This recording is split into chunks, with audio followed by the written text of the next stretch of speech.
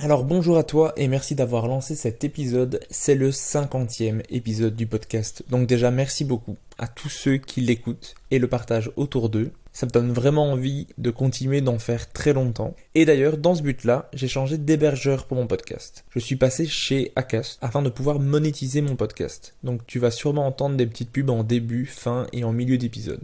Le but de ces pubs, c'est que le podcast soit un peu rentable. Car moi, je l'ai autofinancé depuis le début. C'est-à-dire que j'ai payé les micros, j'ai payé les trajets pour aller enregistrer des épisodes, j'ai payé les spectacles que je suis allé voir ou que j'ai loués sur Internet. Mais ça permet aussi de rentabiliser tout le temps que je consacre à ces podcasts parce qu'entre les recherches, le montage et les réseaux sociaux, ça occupe vraiment pas mal de mon temps. Et pouvoir gagner quelque chose là-dessus, au lieu de perdre de l'argent, c'est quand même assez sympa. Comme j'ai changé d'hébergeur, toutes mes écoutes sont retombées à 0, ce qui fait un peu peur. Je m'inquiète pas, on va vite remonter dans les stats. Et d'ailleurs pour ça, tu peux m'aider. Tu peux mettre déjà 5 étoiles sur ton appli de podcast. Tu peux t'abonner. Tu peux commenter si tu es sur YouTube par exemple. Mais surtout, tu peux partager sur tes réseaux sociaux.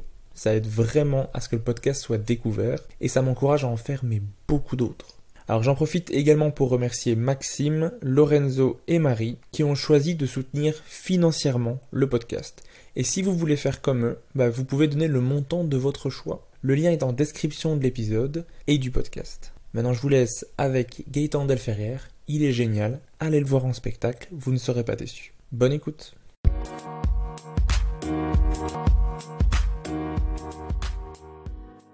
Bonjour et bienvenue dans ce nouvel épisode. Aujourd'hui, je reçois un artiste belge qui manie l'humour absurde. Je reçois l'humoriste qui porte le mieux la salopette depuis Coluche. J'ai nommé Gaëtan Delferrière. Comment ça va ? Mais ça va bien, et toi Régis ? Ça va très très bien. J'ai voulu faire une blague, je voulais dire comment ça va Benoît, mais pour commencer sur un malaise, mais finalement je l'ai pas fait, et du coup je le fais quand même. Voilà. Mais c'est important de le mentionner. Les blagues avortées sont les plus drôles. Mais en tout cas, merci beaucoup d'avoir accepté de participer à mon podcast, de me recevoir chez tes beaux-parents, Oui. de m'accueillir avec un très beau chien. Oui, tout à fait, tout est vrai, ouais. Mais écoute, je t'accueille avec Ulysse, c'est mon nouveau chien, c'est un berger suisse pour ceux qui veulent savoir, et qui est très beau chien, qui ressemble un peu à un loup comme ça, donc un loup, genre il ressemble un peu à Snow dans Game of Thrones, tu vois cette série dont plus personne ne parle, tu vois, voilà. J'aime beaucoup la série. Alors à part mon podcast que je sais que tu écoutes parfois, est-ce que tu en écoutes d'autres des podcasts ? Alors oui, j'écoute celui de Fanny Ruet que j'aime vraiment beaucoup, j'écoute le podcast comme un être humain sur deux je pense, et sinon je commence vraiment à rentrer dedans, mais sinon je suis pas encore très fort dans le podcast. Là avec Florent on se chauffe pour essayer d'en faire pour faire un sorte de floodcast belge. Du coup on manie un peu des idées, etc. Donc l'idée c'est de faire ça, mais d'abord il faut écouter. Donc ouais, là, j'ai entendu plein de choses bien. Apparemment il y a certes Mathurin qui fait un très bon podcast apparemment, enfin je sais pas si t'as déjà vu son podcast à lui, mais c'est un truc trop cool apparemment où il invite des gens, et apparemment c'est genre il est très déçu que c'est pas la bonne personne. Donc par exemple il invite Céline Dion, et du coup en fait c'est Marina Rollman qui vient, tu vois, et il fait genre bon du coup je vais te poser des questions comme si c'était Céline Dion, tu vois, parce que du coup ça me saoule un peu, tu vois, et puis il y a Charles Nouveau qui avait un concept plus ou moins comme ça. ou alors je confonds les deux. À mon avis tu confonds parce que ça ressemble en tout cas au pitch de départ de Charles Nouveau qui devait accueillir un invité mais il sait pas être là, donc finalement... Oui, c'est ça. Ok, j'ai confondu. Ils se ressemblent très fort certes, et Charles Nouveau. Charles Nouveau, ouais. On les confond tout le temps dans la rue. Tout le monde les confond d'ailleurs. Ah mais ce serait cool un podcast avec toi et Florent. Mais ouais, on y réfléchit. Il faut que ce soit. En fait, il y a déjà tellement de choses de qualité qui se font. Il faut vraiment avoir une idée. Donc là, on cherche l'idée. Le but, c'est de faire un truc où on s'amuse entre nous, etc. Et on invite des gens qu'on aime, etc. Un peu comme toi tu fais, tu vois. Mais avec un twist, parce que sinon, je trouverais ça un peu dommage parce que les choses de qualité existent déjà. Donc c'est bien de pas se marcher sur les pieds. Donc on cherche la bonne idée qui ferait qu'on aurait notre petite idée à nous. Et puis voilà quoi. J'écouterai si vous en sortez, c'est sûr. Ton nom a de nombreuses fois été cité dans le podcast. Je t'ai même envoyé un extrait dans lequel Baptiste Le Caplin vante tes mérites. Ouais. Et du coup, il y a 10 humoristes qui sont venus me voir pour me dire « Ah t'as fait la journée de Gaëtan avec l'extrait de Baptiste. » Alors que je t'avais dit de ne pas le partager. Qu'est-ce que ça fait d'être complimenté par une de ses idoles après avoir fait sa première partie en plus ? Bah c'était ouf, c'était trop bien parce que Baptiste Caplin c'est vraiment une de mes premières grosses références en termes d'humour avec Yacine Bellouz, donc moi tous les gens que t'as invités je survalide, j'adore trop. Donc ouais non c'était trop bien, tu m'as dit tu m'as fait ma semaine mec, tu m'as fait mon année, ma décennie quoi. Non c'était trop bien, ça fait plaisir, en plus quelqu'un de très gentil, du coup d'avoir des mots gentils de sa part, c'est à la fois pas étonnant et à la fois très très surprenant. Donc c'était trop cool. Donc merci pour ça vraiment. Bah, avec plaisir, moi je n'ai rien dit. Donc c'est lui qui a parlé de toi. Donc, Mais en parlant d'idole, t'as fait aussi un 30-30 avec une autre de tes idoles, à savoir Yacine Bellouz que tu viens de citer. Ouais. Comment t'as vécu ça, de faire un 30-30 avec Yacine Bellouz, qui était d'ailleurs super puisque j'étais dans le public? Bah oui, c'est vrai. Bah écoute, j'ai pas eu le temps vraiment de réaliser le truc parce qu'en fait on tournait la saison 2 des Anonymes et en fait on sortait du tournage. Et en fait, Yacine a été incroyablement gentil, comme en fait, je crois que tous les humoristes du monde vont te dire que Yacine Bellouz est extrêmement gentil. Et donc en fait, il faisait un truc, il y avait un problème sur le tournage, où en fait, il devait animer le choix pot magique et en même temps faire la voix. Et en fait, il y avait un animateur et lui, il devait caler sa voix, mais ça faisait un décalage, du coup, c'était pas très intéressant. Donc en fait, ce qu'il a fait, c'est qu'il a pris c'était une petite manette en fait qui contrôlait le choix pot magique, une manette qui l'avançait et qui le faisait sourciller. Et en fait, il a fait, ok, c'est comme ça, ok, je l'ai. Et puis il a tourné le dos à la scène et il a animé le choix pot magique en parlant. Enfin, c'était fou. C'était comme si c'était le mec qui avait inventé le choix pot magique animé. Enfin, c'était fou. Et donc, on a pris beaucoup de temps avec lui. Puis il a dit, ouais, on faut absolument qu'on aille au Kings et les temps. Je fais, oui, c'est vrai. Donc j'ai dit, bah écoute, toi, pars en avant. Prends un Uber, je te rejoins juste après. Et puis j'ai pris un Uber juste après avec Alexandre Communic. Alexandre Communic est parti dans un autre coin. Je suis rejoint. Je suis arrivé au Kings, en fait, tout ça pour te dire que j'ai pas eu le temps de réfléchir parce que, genre, je devais commencer, parce qu'évidemment, on va pas faire commencer Yacine Bellouz à un 30-30 ou genre, je suis là. Donc, du coup, j'ai foncé, il y a juste Yacine qui m'a fait, ouais, trop bien, mec, t'y vas, t'es sûr que tu veux pas que j'y aille? Je fais, non, c'est bon, j'y vais. Puis j'y suis allé, et en fait, du coup, ça s'est bien passé, la scène. J'étais très content de jouer devant lui. Il a un rire très communicatif, du coup, c'est trop cool de l'entendre rire à tes blagues et tout ça. Donc ouais, pris par l'adrénaline, pris par la fatigue du tournage, j'ai pas eu le temps d'y penser, pas eu le temps de stresser, et c'est super bien passé, et donc du coup c'était trop bien après de parler avec lui, d'échanger sur les vannes, etc., qui me donne des conseils sur des trucs et tout, c'était trop bien, trop bien. Et puis j'ai pu voir le 30 minutes de Yacine Bellouz comme toi, et c'était ouf. C'était ouf. Non, mais c'était chouette de voir le spectacle, de voir que tu fais ton 30 minutes, et d'entendre Yacine qui rit à tes blagues. Ouais. Je me mettais un peu à ta place parce que je me disais, si Yacine Bellouz riait à mes blagues, je serais tellement content. Mais toi, tu dois continuer à continuer ton sketch. Ouais, parce que moi, tu pourrais arrêter là, genre, parce que c'est bon, il arrive. Bonne soirée. Bonne soirée à tous.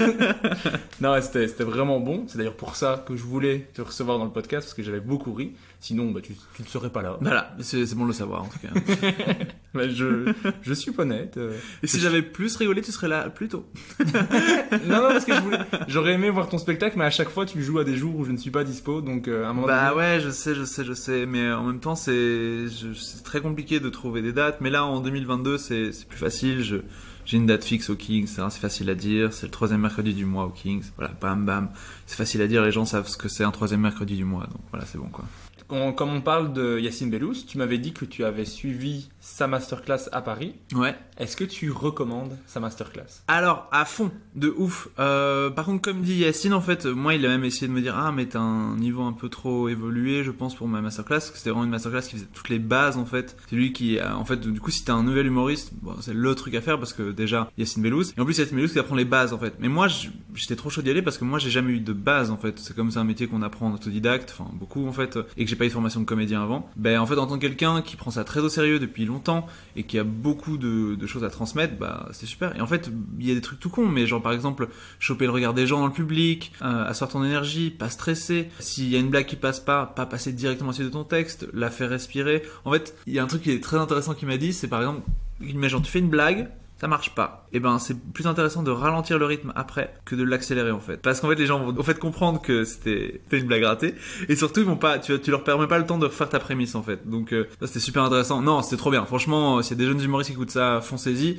Et s'il y a des humoristes qui apprécient juste l'univers de Yacine, parce qu'après c'est l'univers de Yacine Bellouz, donc c'est de l'absurde, moi c'est tout ce que j'aime, etc. Il va donner des conseils sur tout, il est hyper pédagogue, hyper gentil, hyper patient. Donc ouais, c'était super intéressant. Moi j'ai rencontré une fille qui s'appelle Margot de Meurice là-bas, qui est quand même aussi une humoriste qui a un petit peu de bouteille, et elle aussi, elle a trop kiffé de le faire ça. Elle a reçu des super conseils. Non, c'est trop bien. Et franchement, Régis, si t'es intéressé, fonce, c'est trop cool. Je pense que là, il fallait aller sur Paris, et c'était des jours où je travaillais, donc c'était pas possible pour moi. Ouais. Mais il a dit qu'il viendrait sur Bruxelles. Allez. peut-être le faire. Donc j'espère que ça pourra se faire. Si ça peut se faire, en tout cas, ça serait super cool. Sinon, clairement, je sécherai les cours. Mais c'est moi le prof. Du coup, je sécherai la vie. Voilà. Donc si mon patron écoute ce podcast, bien sûr que je serai en classe. Je serai malade. Je serai présent, bien sûr. Mais tu m'avais également dit que tu as été à Paris pour une autre raison, parce que tu as rejoint l'équipe d'écriture pour une série Netflix. Exactement. Est-ce qu'on peut en parler ? Bah bien sûr, on peut en parler. En fait, je peux te parler de comment j'ai le boulot, de comment le boulot se passe, etc. Mais je peux pas te parler du fond, parce que j'ai signé un contrat de confidentialité avec Netflix. C'est déjà un truc, c'est genre, tu te dis, oh, quand tu le signes. Et puis en fait, tu vois, si tu l'enfreins, il y a beaucoup de trucs pas cool. Donc en gros, je vais pas te parler de la série en soi, ça je peux pas, mais je peux te dire, voilà, comment ça a commencé, comment ça se passe, tout ça, dis-moi je peux te raconter. Donc voilà, en gros, c'est un pote à moi qui s'appelle Thibaut Valto, qui est absolument incroyable, d'ailleurs, qui est un co-auteur qui travaille pas mal Florent Bernard. Ils ont travaillé d'ailleurs à un moment donné, je peux le dire parce que je crois que c'est un projet avorté, mais en gros, ils devaient faire un long métrage de La Flamme.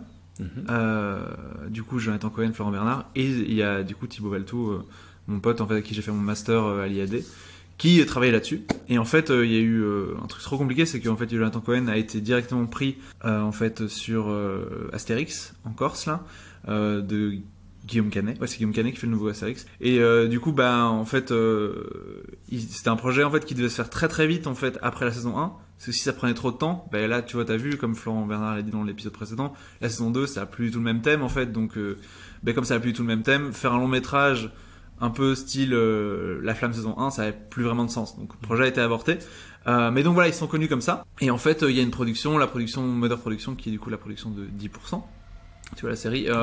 Et en gros, ils ont demandé à ce pote-là, qui est quand même bien installé en tant que scénariste parisien, ils ont dit voilà, qui est drôle qui pourrait être drôle sur notre série. Et du coup, il y a Thibaut, je remercie encore aujourd'hui, qui dit toute sa folie, il dit il y a Florent Bernard qui est très drôle, et sinon il y a Gaëtan Delferrière. Et du coup, Florent Bernard n'était pas dispo quand ils l'ont contacté. Et du coup, ils se sont dit c'est qui ce mec qu'on connaît pas qui met au même niveau que Florent Bernard. Donc ils m'ont contacté. Du coup là j'ai eu un zoom avec la directrice de collection de la série. Ça s'est bien passé. Puis j'ai eu un deuxième rendez-vous avec elle. Ça s'est bien passé. Puis j'ai eu un rendez-vous avec la production. Ça s'est bien passé. Et puis après j'ai eu un rendez-vous avec Netflix. Et là c'est bien passé. Donc là j'avais le boulot. Du coup j'ai signé mon contrat. Et en fait c'est un truc. Genre du jour au lendemain j'ai dû partir à Paris, là je fais 3 jours semaine à Paris, où genre je dois laisser mon chien, ma fiancée, tout ça, ma maison, pour genre crècher chez du coup Thibaut, mon pote, dormir sur son canapé et travailler pour Netflix. Du coup ouais c'est ouf. Et donc ouais je suis dans les bureaux de la production de Moteur Production de 10% et on travaille, c'est très cool. Et les co-auteurs avec qui ces deux femmes, elles sont trop cool. Donc ça se passe vraiment bien. Donc je suis assez content pour l'instant. Et comment ça se passe niveau session d'écriture ? C'est un ping-pong d'idées, c'est un brainstorming ? Alors ouais, c'est ça. C'est en gros c'est d'abord des séances d'écriture en fait qui font que nous on est parti en fait d'une structure, d'une commande en fait. Donc en fait il y avait déjà toute la série qui était déjà posée, les personnages, etc. Donc nous ce qu'on devait faire c'était proposer d'autres intrigues par rapport à celles qui étaient déjà évoquées, approfondir les personnages et du coup créer en fait du lien, un début, un milieu, une fin à cette série. Ça je peux le dire, de 6 fois 40 minutes. Donc du coup c'est à la fois long et à la fois pas long, 6 fois 40 minutes. Donc il fallait vraiment créer ce fil rouge là. Et en fait on a pendant 3-4 semaines on a vraiment approfondi les personnages, approfondi les choses, mis de l'humour là-dedans parce que ça en manquait un petit peu. Et du coup voilà, là on a fait le pilote. Donc en fait t'as plusieurs étapes quand t'écris. T'as d'abord tes personnages, etc. Mais ça c'était déjà fait.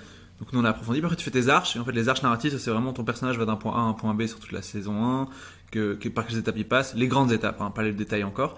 Et puis après comment ça s'entremêle, ça c'est tes arches de série. Puis après en fait tu fais ce qu'on appelle un beat sheet, et en fait ça c'est juste par épisode tu mets tous les points marquants de l'épisode. Donc genre épisode 1 il va se passer ça commence comme ça finit comme ça, voilà. Et en fait c'est vraiment juste des lignes, tu ne structures pas encore. Puis après tu fais le séquencier où là en fait tu prends tous tes temps forts qui ont été acceptés par ta chaîne, parce que chaque fois tu vas faire accepter ça par la production et par la chaîne. Et du coup le séquencier c'est tous tes temps forts qui ont été acceptés, et là tu les narres en fait en tout du non dialogué encore. Donc c'est toute ton étape avant le dialogué, c'est le truc vraiment juste avant. Et puis si ça c'est accepté, tu fais ton dialogué, donc là c'est ton séquencier auquel tu rajoutes en fait des dialogues, et puis là t'as ton scénario qui est fini, et puis voilà, ta série elle est prête. Ok. Et là c'est à quelle étape actuellement ? Donc là on a fini les arches, on a fini le pilote. Donc là le pilote tu dois le dialoguer, et donc là on doit du coup faire les outlines, les beat sheets du coup des autres épisodes, et puis après dialoguer, et puis après on est bon. Parce que nous on va sauter une étape parce qu'on est des dingues. Bah, j'ai hâte de savoir c'est quoi la série. Bah ouais, bah non, franchement, dès que je pourrai, je te dirai et je dirai, je crois que non, je peux pas dire le titre. Je peux rien dire. Si tu te rends compte que tu as dit un truc que tu pouvais pas dire, je pourrais le couper. C'est ça, bien sûr. Non, mais je crois que ça va. J'ai été très vague quand même. Tout va bien. Parfait. Alors, tu l'as dit, tu joues actuellement ton spectacle qui s'appelle En attendant Jean-Baptiste. Yes. Tu as dit que tu joues à quelle fréquence, on va le rappeler, mais j'ai déjà oublié. Alors là, je vais jouer une fois par mois à partir de 2022 au Kings. Et puis, je vais essayer de jouer un peu plus à Paris, puisque du coup, là, je suis à Paris pour Netflix, donc ça, je vais en profiter un peu, essayer de choper des dates, etc. Et sinon, on va être à Avignon cette année avec tous les gens du Kings. Ça va être trop bien pendant un mois. Tout le festival off. Et voilà, on va essayer de créer des dates, mais pour l'instant, ouais, une fois par mois, je joue mon spectacle en entier en attendant Jean-Baptiste le 3e mercredi du mois. Et sinon, on joue avec tous les anonymes, on fait un plateau anonyme au Kings tous les 4e mercredis du mois. Parfait, comme ça vous avez les dates, vous pouvez noter ça dans votre agenda, prendre des places parce que clairement, c'est du qualitatif. Qualitatif. T'as pas pu le dire. C'est tellement pas qualitatif que t'as pas pu le dire. C'est ça. Non, c'est vraiment qualitatif. Vraiment. C'est que des. En même temps, j'ai invité déjà pratiquement tous les anonymes dans mon podcast. C'est vrai. La seule que je n'ai pas invitée, c'est Émilie Krohn. Pas parce que je n'aime pas Émilie Krohn, mais parce que je n'ai jamais vu Émilie Krohn sur un plateau. Mais parce qu'elle n'existe pas. Ah voilà. C'est une Tout création simplement ça. en hologramme. Bien sûr. Ça nous a coûté une blinde. Bien sûr. Non, oui, tu vas la croiser. Elle est trop cool, Émilie. De toute façon, on va en parler un peu pendant ce podcast, je pense, mais elle est super, et c'est un très chouette être humain, donc votre rencontre est imminente, j'en suis sûr. Mais je l'espère.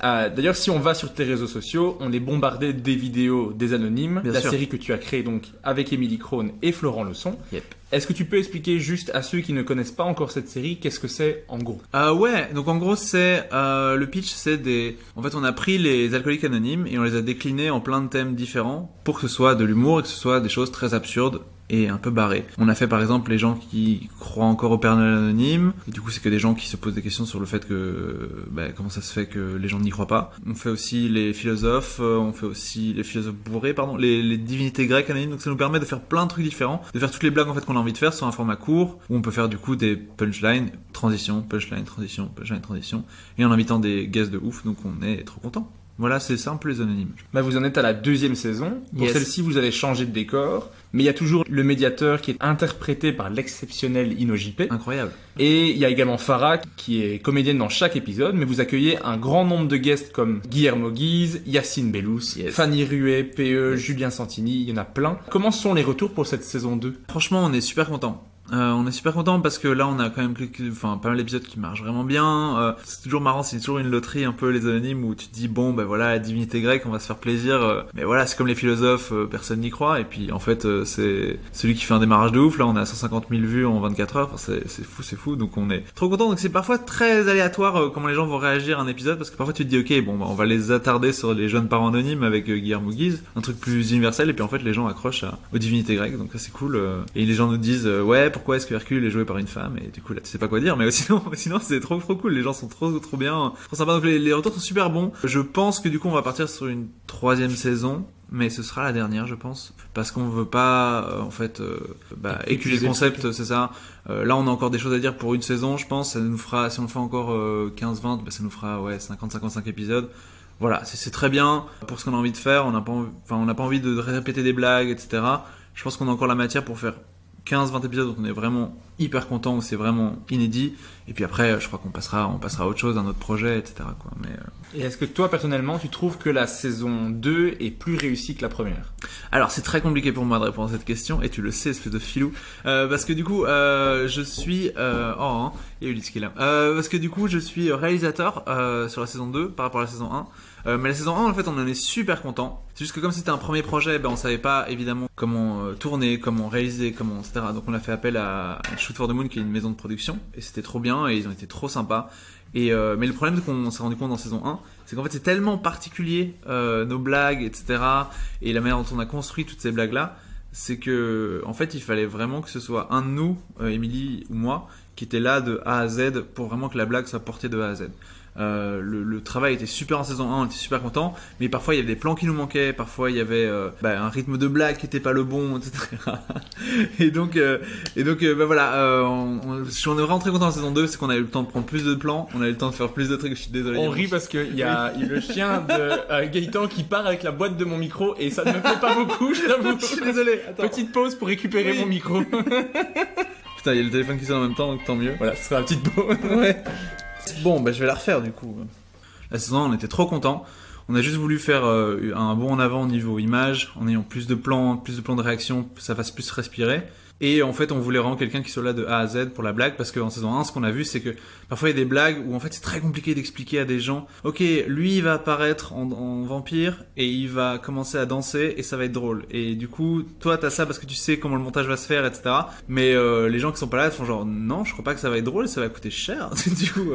du coup voilà.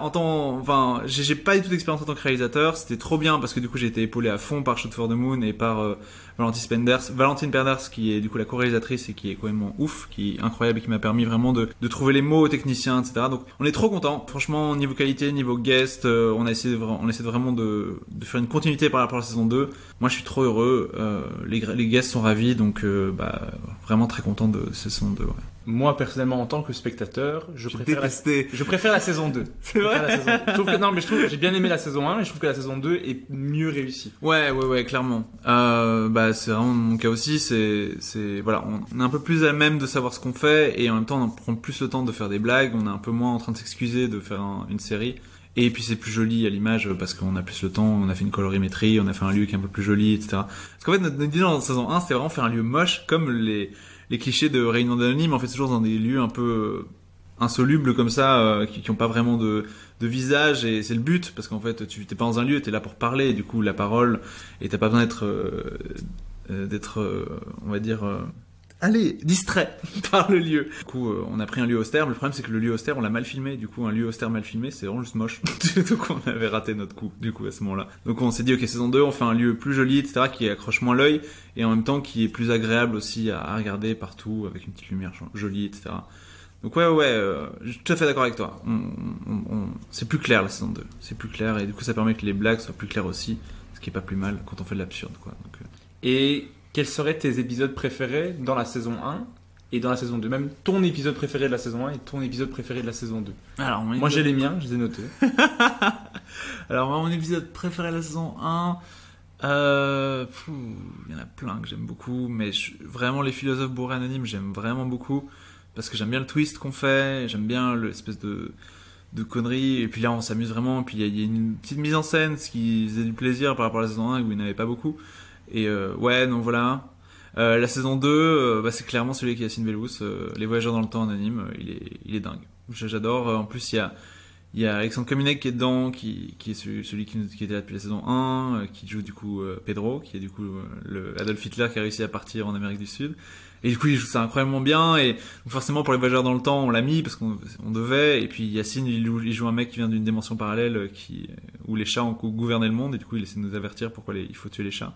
Et il le joue extrêmement bien, et je me souviens, il a fait une première prise et on était tous morts de rire et c'était fou, et puis après il devait faire une impro à la fin sur le Sphinx et on avait 2-3 blagues et il les a portées, c'est trop bien. Donc en fait je trouve vraiment que c'est le plus drôle, vraiment si je prends du recul, même s'ils sont tous extrêmement drôles, mais celui-là, de voir Yacine jouer tes blagues comme tu les as écrits à la perfection et même de les améliorer, t'es là, ok, bon c'est trop cool, quoi. Donc voilà. Moi, j'avais noté pour la saison 1 les connards anonymes. Oui, bien sûr. Ça me fait beaucoup rire, parce que j'aime bien quand les gens sont volontairement des connards, et j'aime beaucoup ça. La saison 2, j'en ai noté 2, que j'ai vraiment bien aimé. Si tu vois que j'ai préféré la saison 2, j'ai 2 épisodes. Saison 3, il y en aura 3. Il y a les psys, que j'ai vraiment beaucoup aimé. Et je trouve que Julien Santini est incroyable dans cet épisode. Julien Santini, il a une force comique folle. Genre, ce qui est dingue, c'est que on lui a remis le texte et il était un petit peu frileux avant qu'on lui remette le texte. Il a dit voilà, je vous connais pas encore très bien, il connaissait Farah, mais du coup il nous a dit voilà, si je trouve pas ça drôle, vous prenez pas mal, c'est que c'est pas pour mon personnage, parce que c'est un personnage. Et on avait la chance d'avoir vraiment écrit ça pour lui, et il l'a lu, il nous a dit bah j'ai adoré les gars, je fais ça, etc. Puis il y a eu la première répète où il l'a joué, Et c'était fou, les maquilleuses pleuraient de rire, le cadreur avait du mal à garder la caméra fixe et tout, c'est fou. Il joue ce mec qui surinterprète les patients et il le joue à la perfection et il est fou. Donc c'était parfait. Donc ça c'est vraiment les castings même en saison 2 est vraiment cool. Donc ouais, je suis d'accord avec toi, les psychologues ils me fait beaucoup rire. Et il y a les gens qui ne savent pas dire non, qui m'a beaucoup fait rire aussi.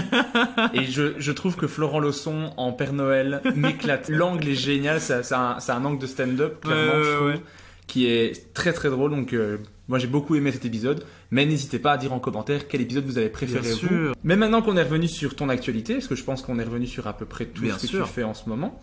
Dans le podcast, tu sais, moi j'aime remonter le temps avec mon invité. Donc toi tu es né le 15 avril 1989. Ça c'est vrai ça. Et pour ta future page Wikipédia, j'aurais besoin du lieu exact. Je suis né du coup à Uccle, 1180, et du coup l'hôpital c'est Saint-Pierre, je pense. Ou Véraz ? Non, c'est Saint-Pierre. Ouais, c'est Saint-Pierre. Je crois que c'est Saint-Pierre. Magnifique. Encore plus de précision. Moi, je me serais arrêté à Uccle, mais j'ai l'hôpital. Si tu as le numéro de la chambre. Putain. Je savais que je suis pas venu à se préparer, quoi. Est-ce que toi, quand tu étais enfant, tu étais déjà quelqu'un de drôle ? Compliqué de dire ça. Je pense pas. C'est venu genre vers 12-13 ans, mais avant j'étais assez timide. En fait, j'étais un enfant qui parlait pas beaucoup, très fort dans mon coin, et du coup, heureusement, j'avais mon frère. On avait vraiment ce truc d'autiste avec mon frère où en fait on parlait entre nous, c'était insupportable pour nos parents, pour les amis de nos parents, parce qu'il y a toujours l'impression qu'on se foutait de leur gueule. Et en fait non, c'est juste qu'on parlait de Pokémon énormément, et du coup, même arrivé à 13 ans, on s'est dit putain, c'est trop bizarre de parler encore de Pokémon, parce qu'il n'y avait pas encore le second souffle de Pokémon, tu vois. Donc là, c'était vraiment le moment où tu parlais de Pokémon, t'étais trop âgé pour parler de Pokémon. Donc à 14-15 ans, on a commencé à dire Bede, à la place de dire Pokémon. Donc on disait t'as joué à Bede, etc. Et du coup, les gens comprenaient pas, mais ils trouvaient juste qu'on était chelou, donc ça a permis qu'on soit vraiment chelou. Et puis après, j'ai eu ce truc, qu'on a eu beaucoup, nous les humoristes, hein, c'est... Florent Bernard a dit dans le tournoi podcast, genre ouais, moi je pense pas que les humoristes sont tous flingués. Moi je pense qu'on est tous flingués, tous flingués. On a tous un truc qui de près ou de loin nous a marqué, même Yacine, tout ça. Genre quand on parle un peu avec des gens, on a tous eu des moments un peu marquants, même dans notre vie, etc. Et moi du coup c'était d'être le petit gros à l'école. Et en fait, je devais, pour survivre, me trouver un atout, tu vois, et c'était pas le sport, forcément, donc mon atout à moi, ça devait être l'humour, donc en fait, je devais être le marrant, donc c'est le truc, c'est vraiment la survie, j'ai été le marrant du groupe, et puis on m'a pris parce que j'étais marrant, et puis voilà, et en fait, c'est juste un exercice que tu fais, et donc du coup, je crois que c'est à cause de mon frère, qui était extrêmement drôle, de base. Moi, mes parents ont toujours dit, franchement, ton frère, il va faire quelque chose, etc. Sauf que ce qu'ils savaient pas, c'est que mon frère était hyper timide, tu vois. Donc lui, il est resté dans la timidité. Et moi, du coup, pour faire taire mes parents, je fais, ok, c'est moi qui vais faire le marrant, et puis on va voir, et puis voilà. Donc du coup, c'est pas venu tout de suite, mais c'est venu après. Ouais, je suis devenu un peu marrant, par survie. Ok. Moi, par rapport à ça, je suis partagé. Parce que j'ai l'impression que tous les humoristes à qui je parle ont tous une fêlure, une blessure, un truc. Donc j'aurais tendance à dire que oui. Et en même temps, j'ai pas encore parlé avec tous les humoristes. Donc je ne sais pas, mais j'ai l'impression, on peut même pas l'étendre à tout le monde. Est-ce que tout le monde n'a pas de blessure? Déjà, bien sûr, c'est ça. Quelqu'un qui te dit, moi, toute la vie, là, c'est vraiment sans faute. Genre, jamais eu de soucis.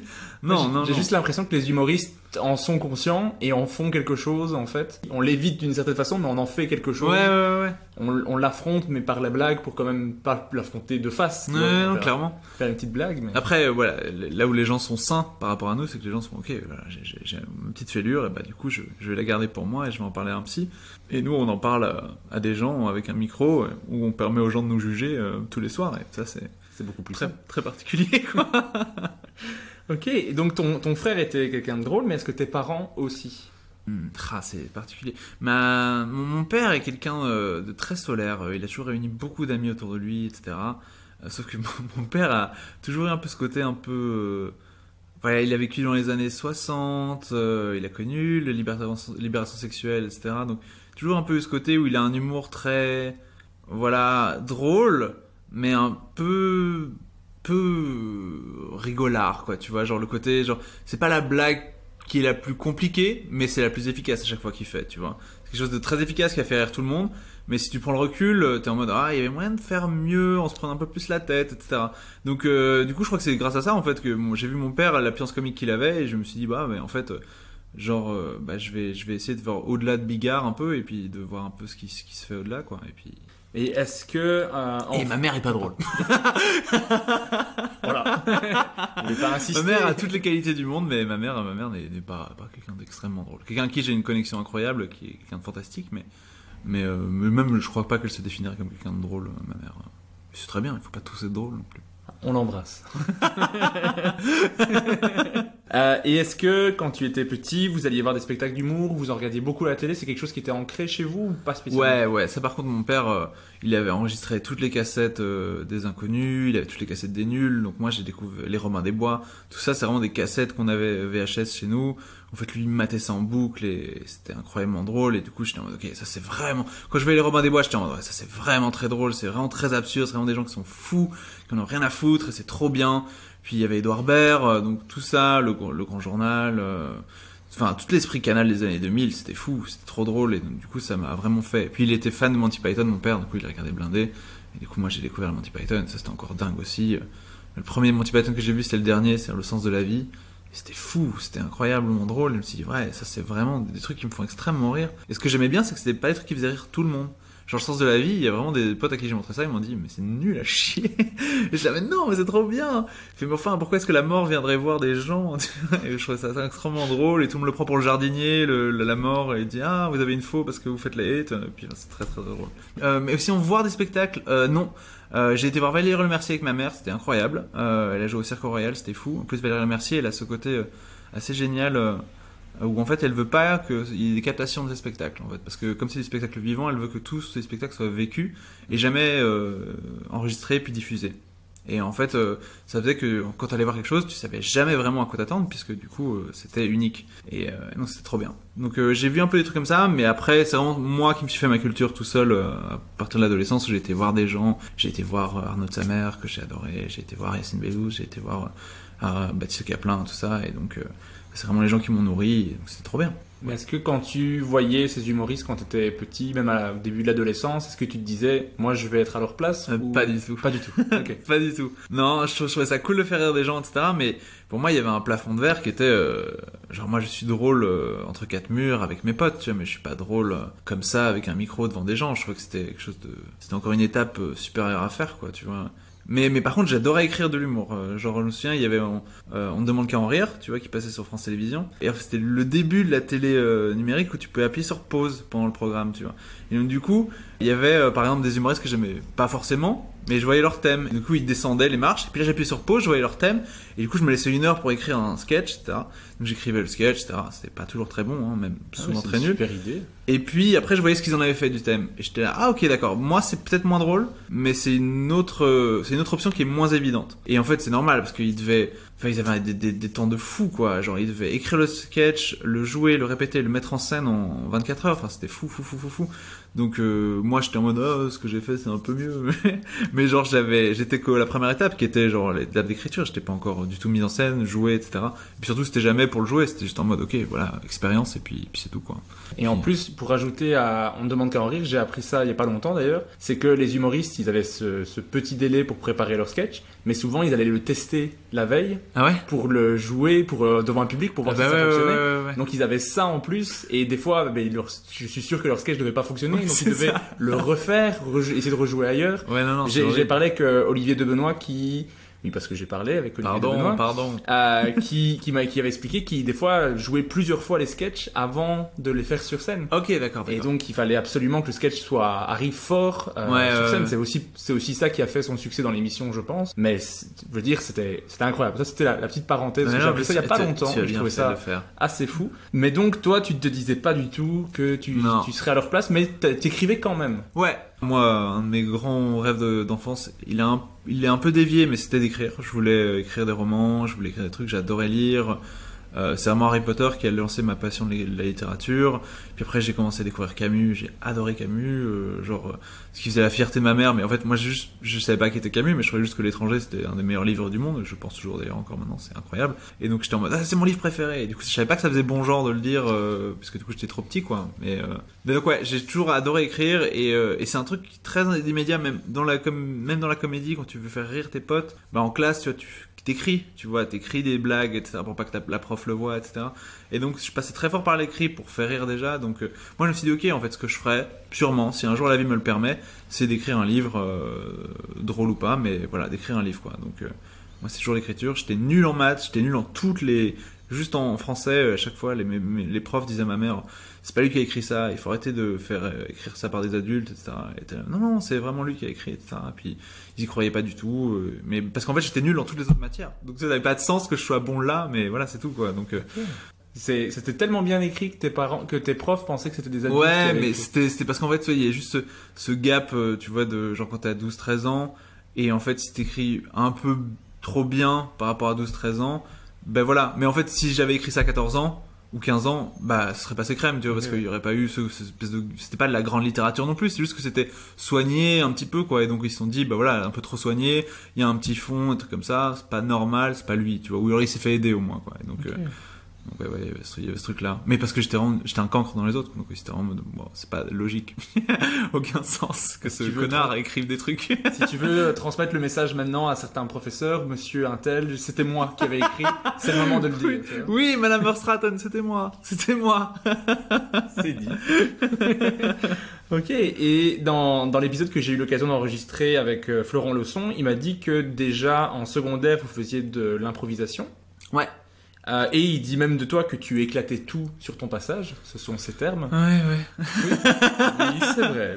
Et il est très gentil. Non, je dis oui, c'est dans le sens... Non, c'est... Mais en fait, c'est juste... On était en art d'expression à Saint-Pierre, qui est du coup... Moi, c'était le bonheur, parce qu'en fait, j'avais fait toutes mes primaires, toutes mes secondaires à Ateneo Mercato, qui est du coup une école très, très élitiste, où en fait la solution la plus fun que tu peux avoir dans ces options c'est latin-grec, tu sais, genre c'était horrible, ou alors scientifique j'étais nul en tout, c'était horrible, donc je suis parti, enfin on m'a forcé à partir.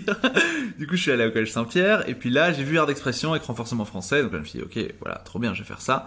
Et puis en fait c'est la grosse surprise, ça a été qu'il y avait des cours de théâtre, et donc ça c'était vraiment le truc, oh putain il y a des cours de théâtre.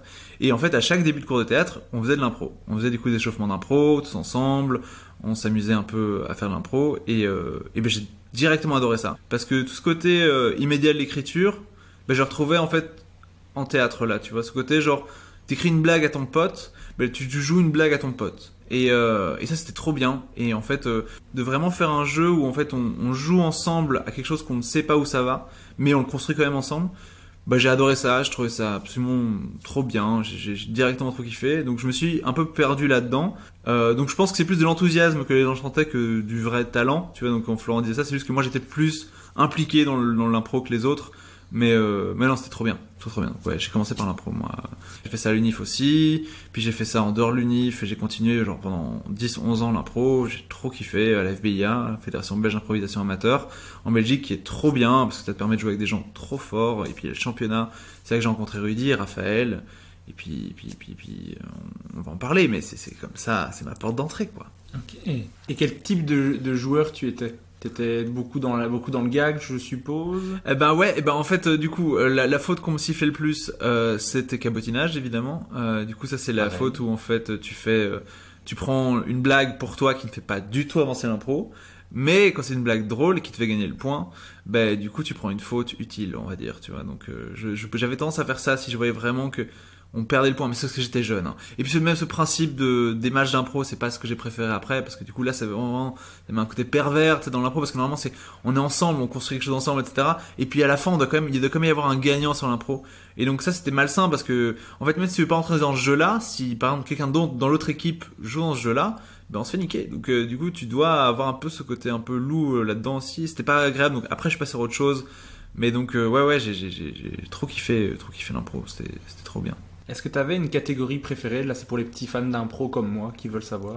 Catégorie préférée d'impro, celle que je détestais en tout cas, ça je sais, c'est l'abécédaire. Je déteste l'abécédaire. Ok, c'est marrant parce que Louis Chappé disait que c'était dans ses préférés. C'est marrant. Ouais, ça je déteste. Enfin, en fait, c'est juste... c'est que en fait là il y a pas un lâcher prise dans l'impro. Moi ce que je préfère c'est le lâcher prise dans l'impro. Donc moi j'adorais genre quand tu créais des catégories de films en fait, genre films d'horreur, etc. Et que tu reproduisais en fait tous les codes du film d'horreur, etc. Je trouve ça trop cool. Sinon moi j'adore le carré d'émotion. En fait, t'as 4... Les zones d'humeur. Les zones d'humeur, ouais. T'as 4 comédiens sur la patinoire. Et en fait, ils tournent dans le sens des aiguilles d'une montre à chaque fois que l'arbitre siffle. Et en fait, l'impro doit changer à chaque fois. Donc en fait, on voit 16 impros, mais parfois on revient à la même impro. Enfin, c'est fou, c'est trop bien. Et puis non, ça c'est zone d'humeur, c'est quand t'as la patinoire qui est partagée en 4 émotions. Oui, c'est ça. Alors que ça, c'est la catégorie square. Ouais, c'est ça. On tourne. Square ou carré irlandais, je pense qu'en France, ouais, c'est ça. C'est trop bien. Donc ouais, ça je kiffais trop. Ouais, de manière générale, je kiffais trop l'impro. Sauf quand il fallait rimer ou faire des abécédaires, ça c'était pas mon truc. Mais... Ok. Bah moi c'était l'exercice de style, je crois que je l'ai déjà dit dans plein de podcasts, donc désolé pour ceux qui écoutent. Ouais, l'exercice de style c'est cool. Ouais. J'aime beaucoup, mais c'est ce côté comme toi de pouvoir refaire avec des codes de films d'horreur à la manière de Molière, mais avec déjà une base, donc tu dois juste rajouter des codes, rajouter des références. Ouais, c'est ça, t'as tes repères déjà dans ton impro et tu dois juste les transformer quoi, c'est trop cool. Ça, et je crois que j'adorais aussi la répétitive pour ce côté lâcher prise. Ouais. Parce que la répétitive, pour ceux qui n'ont jamais vu d'impro, c'est tu dis une phrase, l'arbitre siffle, tu dois redire une autre phrase. S'il resiffle, tu recommences. S'il siffle pendant que tu fais une action, tu dois refaire une autre action différente. Et ça, c'est génial parce que tu as un lâcher-prise complet tu peux pas réfléchir à ce que tu vas dire avant. Parce que si tu arrives et tu dis « Bonjour mon père », il siffle, tu fais « Ah, qu'est-ce que vous faites là ?» Et puis il resiffle et tu fais « Oh mon Dieu, mais quel magnifique chameau !» Et tout de suite, vous partez sur quelque chose de complètement différent. Non, à fond. Ouais. Donc moi, c'était une des catégories que j'aimais beaucoup. Ben, je comprends tout à fait. C'est trop cool. Adolescent, après, tu découvres le Jamel Comedy Club saison 1, qui est quand même une référence avec la saison de Blanche Gardin, Dedo, Yacine Bellous, Thomas Gijol, Fabrice Eboué. Il y en a plein, mais en fait, vous pouvez prendre tous les noms de la saison 1, ils sont tous devenus des légendes. Qu'est-ce qui t'a fait aimer le Jamel Comedy Club ? Inside Jamel Comedy Club. Okay. Ce qui m'a fait aimer direct, c'est Florent qui m'a montré ça. On se connaissait pas encore beaucoup avec Florent et Florent a toujours trouvé des trucs très cool. C'est lui qui m'a fait découvrir The Office, c'est lui qui m'a fait découvrir Scrubs, c'est lui qui m'a fait découvrir plein de trucs trop cool. Et puis il m'a dit Inside Jamel Comedy Club, c'est trop bien. Et moi, j'étais un peu déçu par l'humour à ce moment-là, parce que je regardais un peu trop On ne demande qu'à en rire. Et On ne demande qu'à en rire, voilà, maintenant on sait ce que c'était et que c'était horrible les conditions, etc. Sauf qu'il y a des gens qui sont aujourd'hui des gens incroyablement drôles, comme Charles Soignon, qui sont les personnes qui font le plus rire au monde. Mais dans On ne demande qu'à en rire, elle le dit elle-même, c'était pas elle pouvait pas transmettre ce qu'elle voulait transmettre parce qu'il y avait pas le temps, en fait. Donc en fait, moi, je jugeais les gens comme s'ils avaient le temps. Et donc du coup j'étais en mode ah putain c'est pas cool l'humour en France, c'est pas dingue, etc. Et puis j'ai vu Inside Jamel Comedy Club. Je trouvais que c'était incroyablement drôle de faire un documentaire sur des stand-uppers. Pour le coup là il y en a 1 milliard qui ont été faits après, mais genre c'était un des premiers que j'avais voyé en français et c'était trop bien. Je trouve que les personnages étaient tellement bien campés, je trouve qu'ils avaient chacun leur identité. C'était trop drôle et puis après je voyais chaque sketch entre eux et puis même des sketchs où ils s'entremêlaient, tu vois, où Dedo, Yacine font une chanson sur la femme de Jamel, etc. Ou sur Blanche Gardin, ou Blanche Gardin et Thomas Gijol. Et en fait, il y avait tellement cet esprit de bande et tout. Et là, je me suis dit, ok, là, c'est trop bien. Donc ouais, j'ai trop kiffé. Comme tu dis, tout le monde était très bon, quoi. Donc c'était trop bien. Moi, j'ai adoré le Jamel Comedy Club. C'était aussi le truc qui m'a fait exploser le cerveau de waouh, c'est tellement cool. Et Inside Jamel Comedy Club, c'est incroyable. Je suppose de la réponse, puisque je l'ai posé aussi à Florent Lausson. Quel était ton humoriste préféré dans le Jamel Comedy Club ? Ah ouais, c'est Yacine, voilà. Le fils. Ouais, c'était. Et après, je les aime tous. Blanche Gardin, elle était incroyable déjà. Thomas Gijol, j'aimais beaucoup Thomas Gijol. Je trouvais qu'il était extrêmement drôle. Mais ouais, Yacine, c'était trop bien parce que c'était des références qu'on avait nous. Tu vois, le geek, c'est un Zano, la Moria, son sketch, il est dingue. Ouais, en fait, tout ce truc, en fait, c'est qui m'a fait le plus péter le cerveau en me disant. Waouh, on peut faire des blagues comme ça. Genre, on peut faire des blagues qu'on fait vraiment entre potes de niche devant des gens et en fait, s'ils le mettent d'une certaine manière, ça fait rire tout le monde. Je trouvais ça trop fort et voilà, Yacine Bellous. Moi, ce qui m'avait fait exploser avec Yacine, c'est ce côté, je pouvais me reconnaître dans le côté, on voit que c'est quelqu'un qui est gentil, timide et qui est un peu normal. C'est pas une bête de scène de Jamel qui arrive et qui fait comment ça va et tout le monde qui fait, Lui, je pouvais me dire je pourrais être un peu lui. Clairement beaucoup moins drôle, mais je voyais quelqu'un où je me dis je m'identifie quand même plus. Non. Mais tu vois en fait le truc parce que Dedo il me fait tout autant rire parce qu'ils font les chaussettes et c'est trop drôle les chaussettes, etc. Et donc c'est à deux qu'ils le créent ça, tu vois. Et puis même le tour de frog c'est à deux qu'ils le font aussi, c'est trop drôle, etc. Mais Dedo était tellement avant caractérisé comme le métalleux et ça c'est un truc qui me parlait pas du tout, qui fait que j'avais tendance à outrepasser Dedo et puis du coup j'ai découvert Dedo après et je trouve qu'il est extrêmement drôle aussi. Il a toutes des blagues de quatrième mur qui sont fou. J'adore Dedo. Et c'est en secondaire que ton côté absurde va se développer quand tu imagines par exemple que Coco Lapin est le nom du frère d'armes mort au Vietnam de ton prof de sciences. Waouh, tu sais ça, c'est trop bien. Ouais. En fait, c'est comme ça que Florent est devenu pote avec nous, je pense. Parce qu'en fait, moi, je suis venu de Cato avec Noam Jeski, qui est du coup un pote à moi, qui est du coup maintenant un metteur en scène émérite, qui est trop fort, qui circule beaucoup sur le théâtre belge. Avec qui vous étiez allé à Amsterdam pour boire du coca. Exact. On en parlera juste après. Non, ouais. Je voulais faire des chocs mentaux, ça me fait rire. Ça marche de ouf, mec. C'est dingue. Putain, t'as parlé à Florent, toi.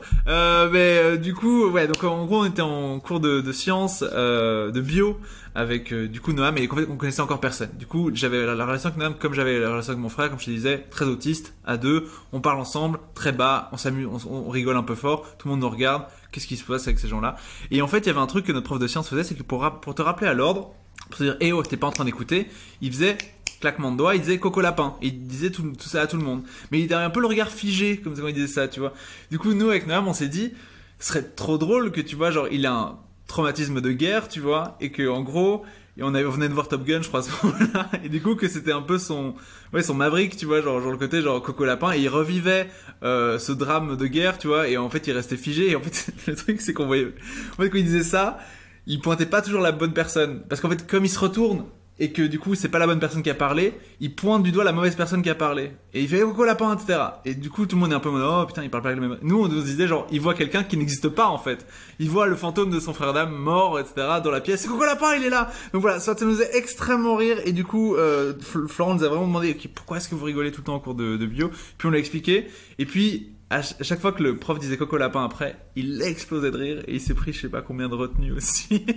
Ou genre du coup il y avait pas de raison, et en plus il pouvait pas faire une trop grosse punition parce que c'est vraiment juste quelqu'un qui rigolait sans que quelqu'un lui parle, tu vois, donc c'était ouais, on s'est beaucoup amusé avec ça, ouais. Et puis Amsterdam, ouais, on est parti tout frais, tout jeune, Amsterdam, manger des space cakes, puis on en mange un. Et il se passe rien, on trouve ça trop nul, on attend 2 heures, il se passe rien du tout, donc on en prend un deuxième, grosse erreur. Et du coup là, c'était la folie, je comprenais plus rien à ce qui se passait, mon pote non plus, ils m'ont été bien, tout le monde m'a défoncé mais bien, mais il y en a un pote qui était, par contre ça allait pas du tout, il me disait ouais les gars, si je vous dis hosto, qu'est-ce que vous en pensez? J'étais là, putain, on est à Amsterdam, on parle pas la langue, genre on dit toutes mes condoléances à tes parents, quoi, tu vois. Donc on avait fait genre qu'est-ce que tu veux? Il fait ah mais j'aimerais bien du sucre, un coca. Et du coup ok, on va chercher un coca. Donc et puis on est complètement défoncé avec Florent, puis on va dans un paquis, il est très illuminé ce paquis, et puis on prend un coca, on le paye, on revient et on est sous la pluie, on lui donne le coca. Et puis on est sur la pluie, on sait pas combien de temps passe. Ça peut être 1 heure, ça peut être 10 minutes. Et puis il y a notre pote qui me dit j'aimerais bien un coca. Et on était là, mais on t'a déjà ramené un coca? Il fait non. Je fais mais si on t'a déjà ramené un coca. Puis on cherche la canette de coca, elle est plus là. Du coup on se dit putain mais c'est pas possible, on n'a pas. Puis alors du coup genre j'ose pas parler à Florent, puis on marche vers le paquis, et puis genre on est d'accord que j'ai déjà vécu ce moment. Il fait mais moi aussi, etc. On est déjà allé là, oui. Et puis on rentre dans le paquis. Et il nous a dû prendre pour des fous, ce mec, parce qu'on a fait vous nous reconnaissez, on est déjà venus, etc. Et puis le mec il comprenait pas du tout ce qu'on parlait, parce qu'on parlait en français comme des connards, tu vois. Donc il était en mode je comprends pas, tu veux, on fait ok, bon on prend coca. Et puis bon, du coup avec Florence on a fait un message vocal de 10 minutes où on a dit au nous du futur qu'on a voyagé dans le temps. Et ce message vocal existe encore, c'est Florent qui l'a, et c'est extrêmement drôle, où on dit qu'on a vécu un moment incroyable, que Retour vers le futur c'est de la merde comparé à ce qu'on a vécu et tout ça. Eh ben, je ne citerai pas mes sources, mais merci Florent. Mais d'ailleurs en parlant de Florent, il m'avait expliqué qu'avec des amis vous enregistriez des épisodes audio de 20 minutes dans lesquels vous faisiez des faux Harry Potter, des faux Seigneur des Anneaux, ouais. Mais aussi des vidéos comme une fausse enquête policière lors d'un voyage à Barcelone. Comment vous aviez commencé à faire ça, et est-ce que c'était vraiment dans le but de les montrer à quelqu'un ou même pas? Non, alors vraiment c'était pas dans le but de montrer à qui que ce soit, c'est juste que c'était la grosse période du Donjon Albuck qu'on a adoré, et aussi de François Pérusse, et en fait on était fans des deux. Et en fait, on avait un pote qui avait un Mac et un micro. Et du coup, on s'est dit, viens, on a GarageBand gratuit sur Mac, viens, on essaie d'enregistrer un truc. Et donc, je crois que le premier truc qu'on tourne, c'est avec Noam et Quentin. Du coup, Quentin qui est un de nos meilleurs amis avec Florent aussi, qui avait le Mac. Et du coup, c'était 2 artistes contemporains qui s'appelaient les frères Pouchki et qui faisaient en fait de la musique contemporaine. Donc en gros, à chaque fois, c'était genre, ça commençait par en fait, ce qu'il y avait un truc trop bien, c'est qu'il y avait dans GarageBand, il y avait tout petit applaudissement ou énorme applaudissement. Du coup, nous, on voulait vraiment, chaque fois, le petit applaudissement quand il commençait et qu'il terminait leur morceau. Et c'est des trucs qui, nul à chier, trop bizarres, etc. Et à chaque fois, ils avaient un discours très, très prononcé sur ce qu'ils avaient fait et très cool. Donc, en fait, on s'est amusé à faire tout ça, ça nous a marré, mais on n'a jamais fait écouter ça à qui que ce soit. Et puis, ouais, on a fait le Seigneur des Anneaux. Seigneur des Anneaux, en fait, c'était pas Harry Potter qu'on a fait. On a fait une fiction audio sur le Seigneur des Anneaux. Et en fait, il y a Gandalf. On apprend qu'il a fait Poudlard, en fait, tu vois, dans un flashback. Et du coup, il est avec Dumbledore, et etc. Donc, on fait un crossover. Et ouais, non, c'est un épisode trop, trop cool. Et même en le réécoutant maintenant, c'est encore sympa. Il y a beaucoup de trucs qui sont à perdre, beaucoup de trucs qui sont très, très, très nuls. Mais il y a encore des blagues qui me font vraiment mourir de rire, quoi. Mais donc, ça veut dire que tu l'as encore, c'est quelque part. Ouais, c'est tout à fait. Ça veut dire que potentiellement, je pourrais le placer dans ce podcast, faire une petite transition, le mettre dedans. Si tu veux, ouais, si tu veux. Il y a, ok, peut-être ce sera le moment où, tu vois, genre, il y a une dame, du coup, qui joue Gandalf dans le premier épisode, et ça nous est marré, en fait, que Gandalf soit un alcoolique, en fait. Donc, en fait, il est tout le temps bourré. Et en fait, dès le début, en fait, il y a Frodon qui dit, allons voir Bilbon, mon oncle, tu vois. Et il fait, ok, et puis, il y a Florent qui joue, allez, pas Bilbon, le Frodon, il joue Frodon et qui dit voilà, téléportons-nous. Tu fais, je sais pas comment faire ça, moi. Si, téléportons-nous, allons-y, les gars. Ok, ouais. Puis du coup, ils se téléportent et ils arrivent directement à la Moria devant Sauron. Ils sont tous les deux en train de flipper et puis hop, ils se retéléportent à l'anniversaire de Bilbon. Et ouais, ça c'est, si jamais tu passes un truc, ce sera peut-être ça, je te le filerai. C'était drôle. Bon, alors si vous n'entendez aucun extrait maintenant en écoutant l'épisode, c'est qu'il s'est chié dessus et qu'il me l'a pas donné. Mais c'est que je l'ai réécouté, que c'était vraiment nul. Non, ça devrait aller. Je te promets, je te l'envoie. Tu choisiras la séquence que tu veux. Ça marche. Yes, j'ai réussi. Parce que si un jour vous venez super célèbre, ça m'éclaterait qu'il passe cet extrait-là de mon podcast. Moi, ça ferait plaisir. C'est clair. C'est qui, toi? Oh, bah, Gangul, c'est moi, vous êtes en retard. C'est le petit gars neveu de Biberon. Oui, Gangul, c'est bien moi. Hein? Je suis en retard. Un magicien est là quand il le veut, où il le veut, parce que ni avant ni trop tard. J'ai rien compris. Vous êtes un petit peu sous, Gangul. C'est tout. Vous êtes un petit peu déchiré, Gangul. Un magicien n'est jamais trop sous. Il boit ce qu'il faut, quand il le faut. Gangul, vous êtes un saltimbanque, ok, Gangul. Parle moins fort. Oui, il est au biberon. J'ai 2 mois seul. Il brosse. Mais bon, c'est son anniversaire ce soir, Gangul. Mais on est en retard, Gangul, faut y aller, hein? Allez, téléportons-nous, Gangul. Comment on fait ça Téléportons-nous. Zimzam, hop là. C'est quoi ces conneries, là? Oh merde. Putain, il fait chaud et on va... Qu'est-ce que j'ai fait? Regarde. T'as vu le groseille? J'ai un petit groseille. Qu'est-ce qu'il raconte? Il est en train de parler. C'est... Il nous voit. Hé, groseille. Oh putain, il m'a créé le bras, l'enculé. Gangul, téléportez-nous, Gangul. Arrête de charmer, putain, Gangul. T'es des cons, putain, mais nouveau cerveau. Ramène-nous à la contrée, putain. D'accord. Je suis pas un magicien. Ramène-nous, putain, Gangul. Oh, t'es dégueulasse, Gangul. Putain, Gangul. Accroche-toi. Téléportez-nous. On est parti. C'est clamac. Hop là. Versailles, c'est connerie, le gâteau, les gars. En tout cas, les poissons sont pas perdus. Allez, la chambre. Oh, ta gueule, gros crétin, c'est ma chope. Non, c'est à moi, non, Après, en supérieur, tu fais un master en écriture du cinéma à l'IAD. Ouais. Pourquoi ce choix d'études et qu'est-ce que ça t'a apporté? Alors, à la base, moi, je voulais faire réalisation à l'INSAS. Donc, j'ai fini mes études secondaires. Et en fait, ce qui est trop bien dans mon études secondaire, c'est qu'on pouvait faire des courts-métrages. Donc, il y avait, en 5e et en 6e, tu pouvais faire des courts-métrages dans ton option. Donc, on avait fait des courts-métrages et ça a été super bien reçu. Même par des gens de l'IAD, du coup, qui étaient venus voir les courts-métrages et qui avaient dit, franchement, vous avez fait des courts-métrages très cool. Et le mien, avait assez plébiscité. Donc, j'avais dit, franchement, viens à l'IAD. Moi, j'étais en train l'IAD, c'est à Louvain-la-Neuve, non merci, quoi. Moi, je vais faire l'INSAS à Bruxelles. Donc, du coup, je fais les examens d'entrée, parce qu'il y a des examens d'entrée à faire à l'INSAS en tant que réalisation. Je fais tous les examens d'entrée, je vais à la dernière étape, et puis ils me disent, ouais, en fait, t'as pas encore assez d'expérience, donc reviens-nous plus tard. J'étais en mode, ah putain, chiant. Et du coup, j'ai fait mon bachelier en infocom à l'ULB, parce qu'en fait, il y avait une passerelle à l'INSAS et à l'IAD en réalisation ou en scénario. Donc moi je fais mon bachelier en 3 ans, je suis très content.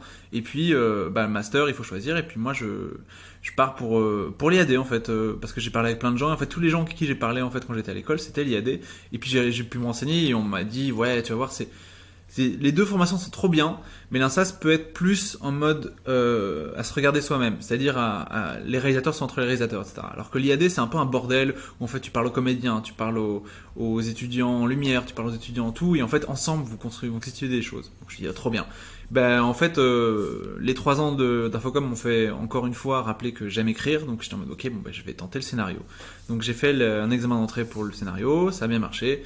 Puis là, je suis rentré à mon master scénario et j'ai adoré. C'est là que j'ai rencontré Thibaut, dont je te parlais. Grâce à lui, j'ai un boulot chez Netflix aujourd'hui. Et j'ai rencontré Simon, mon co-auteur, à qui j'écris tout le temps. Et ouais, c'est vraiment là que je me suis trop marré et que je me suis lancé un peu dans l'aventure d'écrire.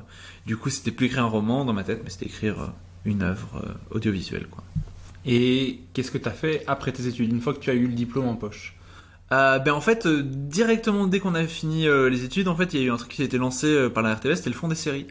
Et en fait, c'est grâce à ça que des séries comme La Trêve sont sorties et des séries comme Haine publique sont sorties. Voilà, si des Français nous écoutent, c'est pas des trucs que vous écoutez beaucoup, mais voilà, c'était un peu nos grandes références à l'époque. Et donc en fait, il y a eu ce truc un peu d'Eldorado où en fait, il y a des gens qui se sont dit, même si tu sors des études, tu peux nous proposer des projets. Donc en fait on s'est chauffé avec Simon et en fait on a remis un truc qui s'appelle Les Enfants de la Forêt, qui est une série humoristique sur des enfants en scout, parce que ça devait représenter un peu le patrimoine belge et quoi de plus belge qu'un scout. Donc ça nous a fait bien marrer de faire ça, et puis surtout on avait adoré le Wes Anderson, je sais pas si t'as vu sur des scouts là avec Edward Norton. Du coup ça sert à rien que j'en parle. Mais c'était trop bien, et du coup c'est Wes Anderson, du coup c'est vraiment très à côté de la plaque et en même temps très lunaire. Et donc nous ça nous intéressait vraiment que des enfants parlent comme des adultes. Et donc on a fait ça, on est arrivé jusqu'à une étape très lointaine, donc là on a nos premiers cachets, on est payé par la RTBF, on est trop content. On arrive jusqu'à une lecture où les comédiens, du coup on fait un casting d'enfants qui font ça.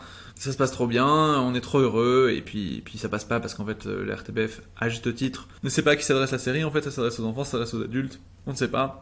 Du coup un peu frileux, du coup ça se fait pas. Mais première expérience de ouf où on est payé pour écrire, et du coup on se dit putain mais c'est possible en fait d'écrire et d'être payé, c'est trop bien. Du coup on va essayer de faire ça plus, et puis de fil en aiguille j'ai travaillé sur des séries.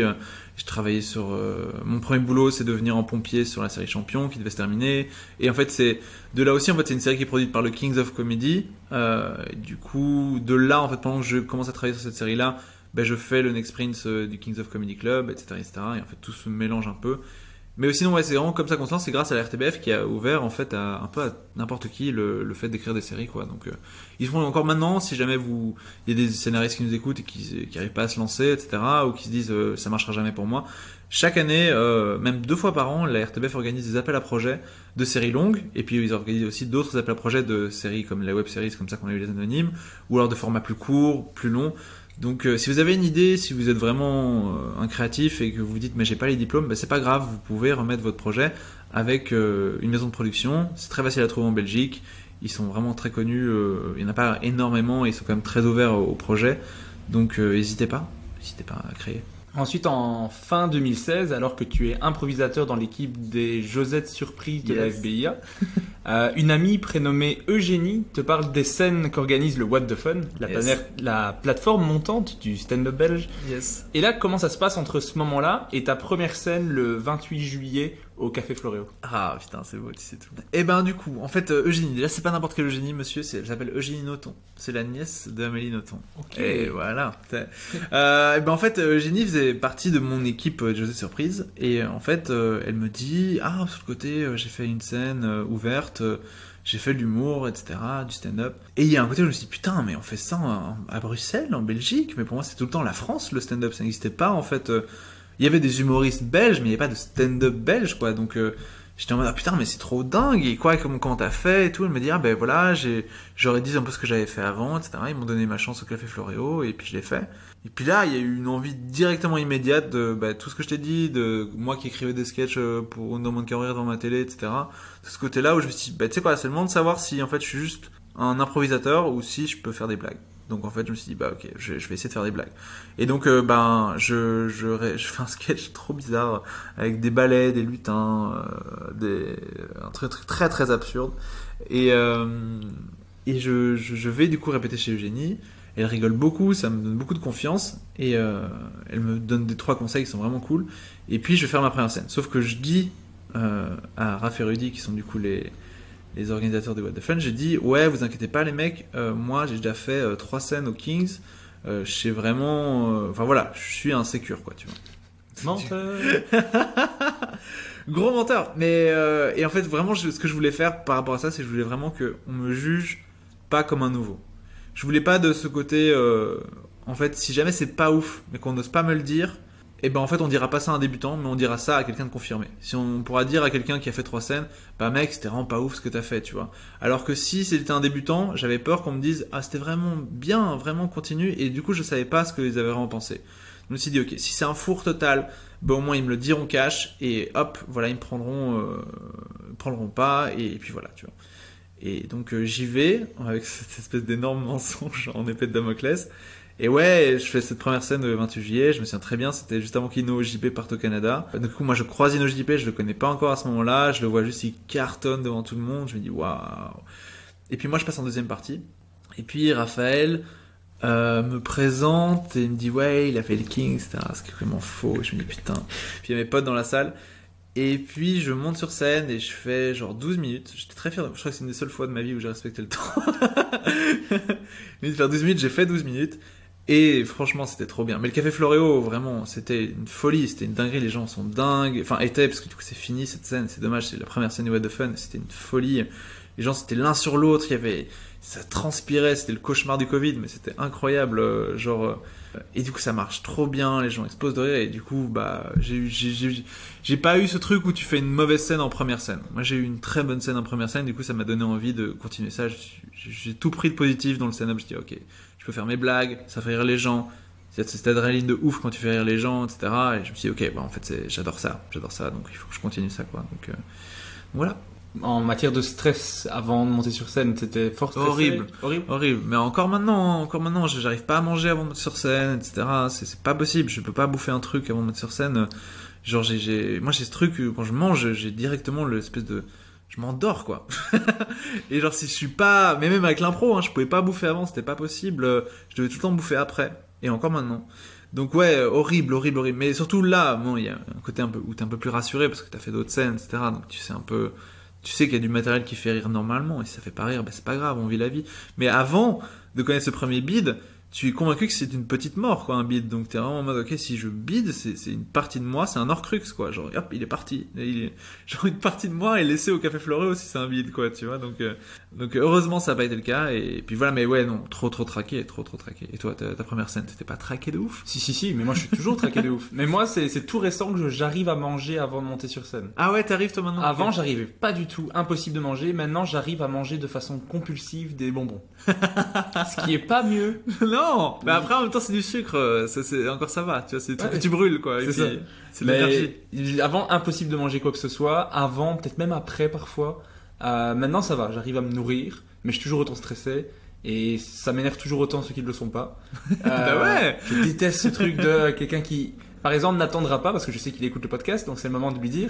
À chaque fois qu'il arrive et qu'il fait je sais pas ce que je vais faire, bon on verra bien, mais bon c'est une scène, tu verras. Je t'emmerde, ok? Tu me stresses avec ça. Mais après, c'est chacun son style, chacun son truc, mais ça me stresse tellement que j'arrive pas à comprendre ceux qui ne sont pas autant stressés. Après, il faut le gérer, c'est sûr, tu vois, mais je pense qu'on a tous une petite dose de stress. Si t'as pas de stress, je crois que t'as pas ce petit truc qui te fait dire je vais mettre de l'énergie dans ce que je fais. Après, il y a des gens comme Dave Chappelle qui ont pas l'air stressés et qui sont absolument incroyables, donc... Voilà, en tout cas, on partage ce côté stressé, et on a autre chose qu'on partage, qu'on aime beaucoup faire sur scène, c'est crier. Oui. Ça, on aime beaucoup. Pourquoi t'aimes ça? En fait, ma première blague, je la criais énormément à mes débuts. Parce que ça me permettait de rejeter tout le stress en fait. Okay. Genre ça me permettait de faire ça. Et puis moi il y a toujours un truc, j'aurais rien à faire moi. Edouard Baird, l'Esprit Canal, les Robins des Bois, etc. Ça gueulait tout le temps. Et moi je trouve que y a rien à faire, ça te met une forme de... T'as l'air très impliqué. Et moi, quand quelqu'un est extrêmement expliqué pour des conneries, ça me fait toujours rire en fait, moi. Donc, si quelqu'un prend très au sérieux un truc à la con et qui va le défendre, et du coup, ça passe souvent par élever la voix, eh ben, je trouve que ça rajoute une force à la blague en fait. Évidemment, ça doit être mesuré, évidemment, ça va pas tout le temps être fait, évidemment, il faut pas que le public sorte avec des boules caisses non plus, tu vois, mais ce côté un peu de donner de l'énergie, moi, ça me fait hurler de rire en fait, parce que Baptiste Le Caplin le fait encore et le faisait à merveille avant, où ce côté genre d'un coup il va vraiment prendre un personnage. Genre moi, une des blagues qui m'a fait le plus rire dans Origine, que t'as vu, j'en suis sûr, Oui. où tu vois il fait un facteur comme ça qui vient lui apporter un truc et il se fout de sa gueule parce qu'il a été rejeté par une meuf, tu vois. Et il fait il fait mais pourquoi est-ce que vous connaissez ma copine, etc. On est en école primaire. Mais moi aussi je suis en école primaire. Vous êtes super grand. J'adore la soupe. Et moi cette blague de j'adore la soupe en criant, mais ça m'a fait hurler de rire parce qu'une fois la blague est dingue, mais si elle est pas un peu dite de manière vraiment genre le mec s'énerve directement parce que ça fait 30 fois qu'on lui dit qu'il est trop grand pour son âge. Moi je trouve ça incroyablement drôle. Ça fait un passif, je trouve ça trop drôle. Ouais, je comprends. J'adore cette vanne aussi. Mais Origine, si vous avez l'occasion, puisqu'on en parle, allez voir ce spectacle, le spectacle de Baptiste Le Caplin. C'est pas celui qui joue en ce moment. En ce moment, il joue Voir les gens. Allez le voir aussi. Incroyable. Mais regardez les anciens spectacles, ils sont incroyables. Moi, Origine, c'est pour le moment mon préféré des deux. J'ai tellement ri, c'est tellement absurde, ça va tellement loin. Tout ce que j'aime. Ouais, Edith Piaf et tout, c'est fantastique. C'est baisé. Ouais, non, c'est trop bien. Ok, et après cette scène-là, est-ce que t'enchaînes directement les scènes ou En fait, après cette scène-là, je fais directement le Next Prince of Comedy en fait. Donc là, c'est pendant la période où je travaille un peu en tant que scénariste pour le Kings. Et puis en fait, on part là-dessus, je fais le Next Prince. Juste pour situer un petit peu, le Next Prince of Comedy, c'est un concours qui est organisé par le Kings of Comedy Club, où il y a au départ 16 humoristes et après à chaque fois ça se réduit comme une coupe du monde, mais avec des humoristes. Battle Royale de l'humour, de la blague. Que toi tu as remporté le mardi 22 novembre 2016. Wow, putain, ouais. Du coup, ça fait un peu plus de 5 ans que je fais du stand-up. Ok, d'accord, cool. Non, c'était trop bien. C'était comme l'a dit Florent dans son podcast, c'est vrai, c'est vraiment. Si vous aimez un petit peu l'humour, si vous avez envie d'être humoriste, etc., essayez de le faire au moins, parce que c'est vrai qu'on apprend très vite en très peu de temps, quoi. On est obligé d'écrire très vite, on est obligé de se confronter au public, on est obligé d'écrire du nouveau, de tester du nouveau, de faire du nouveau, c'est trop bien. Et moi, ce qui était trop bien, c'est que j'avais pas de sketch, en fait. J'avais juste mon truc sur le balai et c'est tout, tu vois. Donc, moi, j'ai pu refaire ça à un moment donné. Et en fait, ce qui est trop bien, c'est que certains thèmes, on peut me faire vraiment en sorte de créer un truc qui est toujours un peu sur la langue française. Je sais pas pourquoi, c'était un peu ma lubie à ce moment-là. Encore une fois, je crois que je voulais mêler un peu l'écrire et le stand-up dedans, etc. Et du coup, ça a donné ce truc où en fait, je me suis dit, tiens, ce serait trop cool de faire un spectacle où j'attends Molière, etc. Donc déjà, à ce moment-là, je construisais ça pendant en fait que je faisais le Next Prince. Et du coup, en fait, chaque thème qu'on me donnait répondait assez bien. Je pouvais un peu le mélanger à quelque chose que je pouvais insérer après. Parce qu'en fait, à la fin quand t'es en finale du Next Prince, tu dois faire du coup 30 minutes de tes blagues d'avant en fait. Et en fait, je me suis dit, ok, si je les lis, bon, c'est très ambitieux, mais je me dis, ok, si je les lis, moi j'aurai un fil rouge en fait pour faire mes 30 minutes.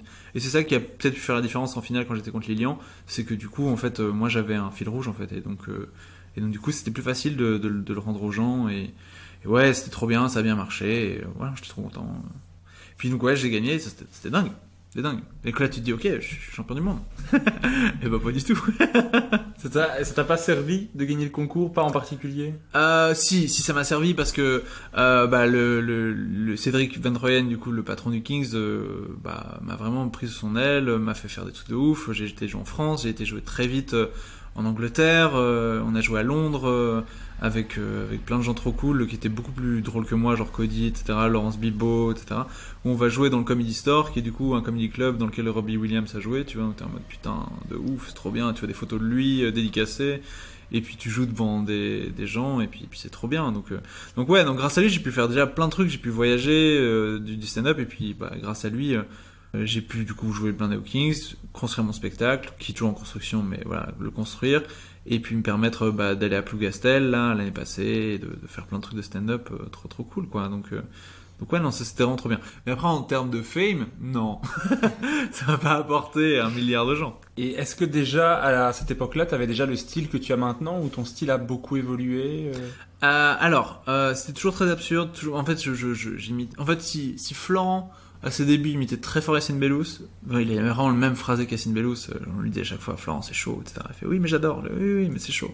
Donc, moi, j'avais vraiment ce côté un peu Baptiste Le Caplin, où en fait, je prenais vraiment très fort ces trucs, ces mimiques à lui, ces manières de jouer 2 personnages en même temps, etc., de te faire des réponses, des dialogues, etc., de crier beaucoup. Et surtout, j'étais trop absurde. Dans le sens où, en fait, quand une blague était très drôle et je la trouvais très drôle, elle était très drôle dans ma tête, et du coup, je prenais pas trop le temps de me dire, ok, est-ce que le public, comment le public va la comprendre?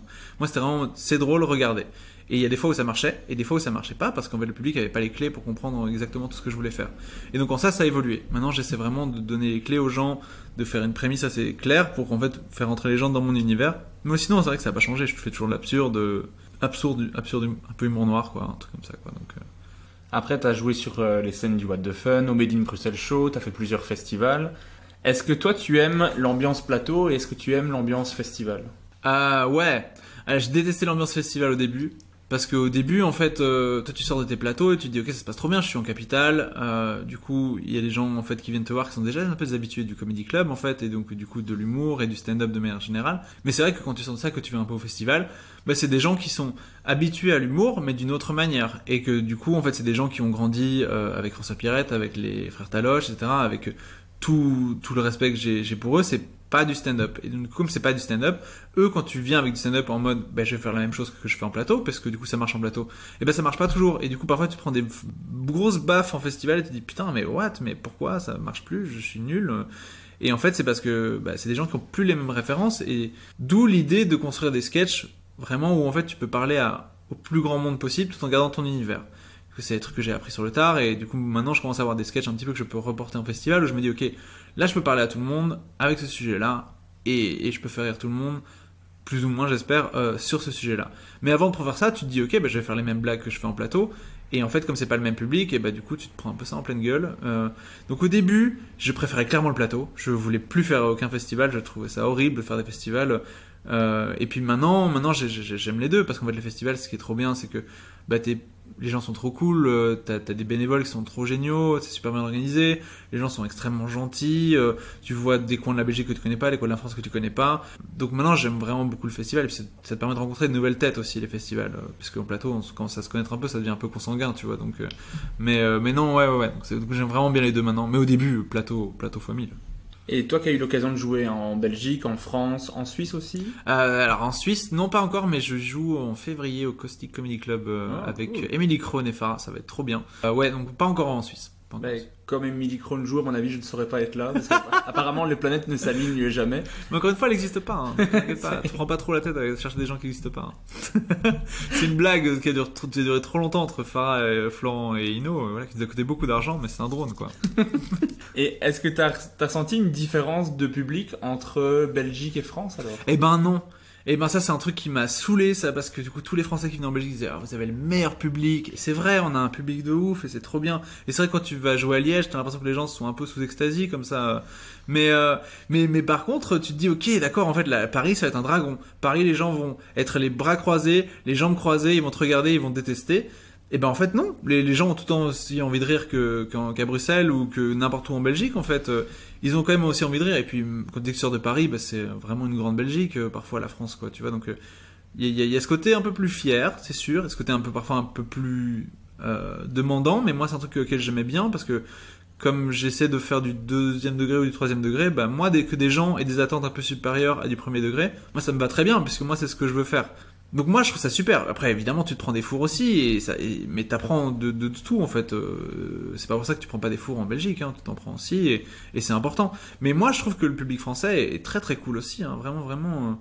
Mais après peut-être parce que c'est tous les Parisiens qui viennent nous voir qui disent oh là, vraiment votre public il est trop cool, hein, parce que le nôtre.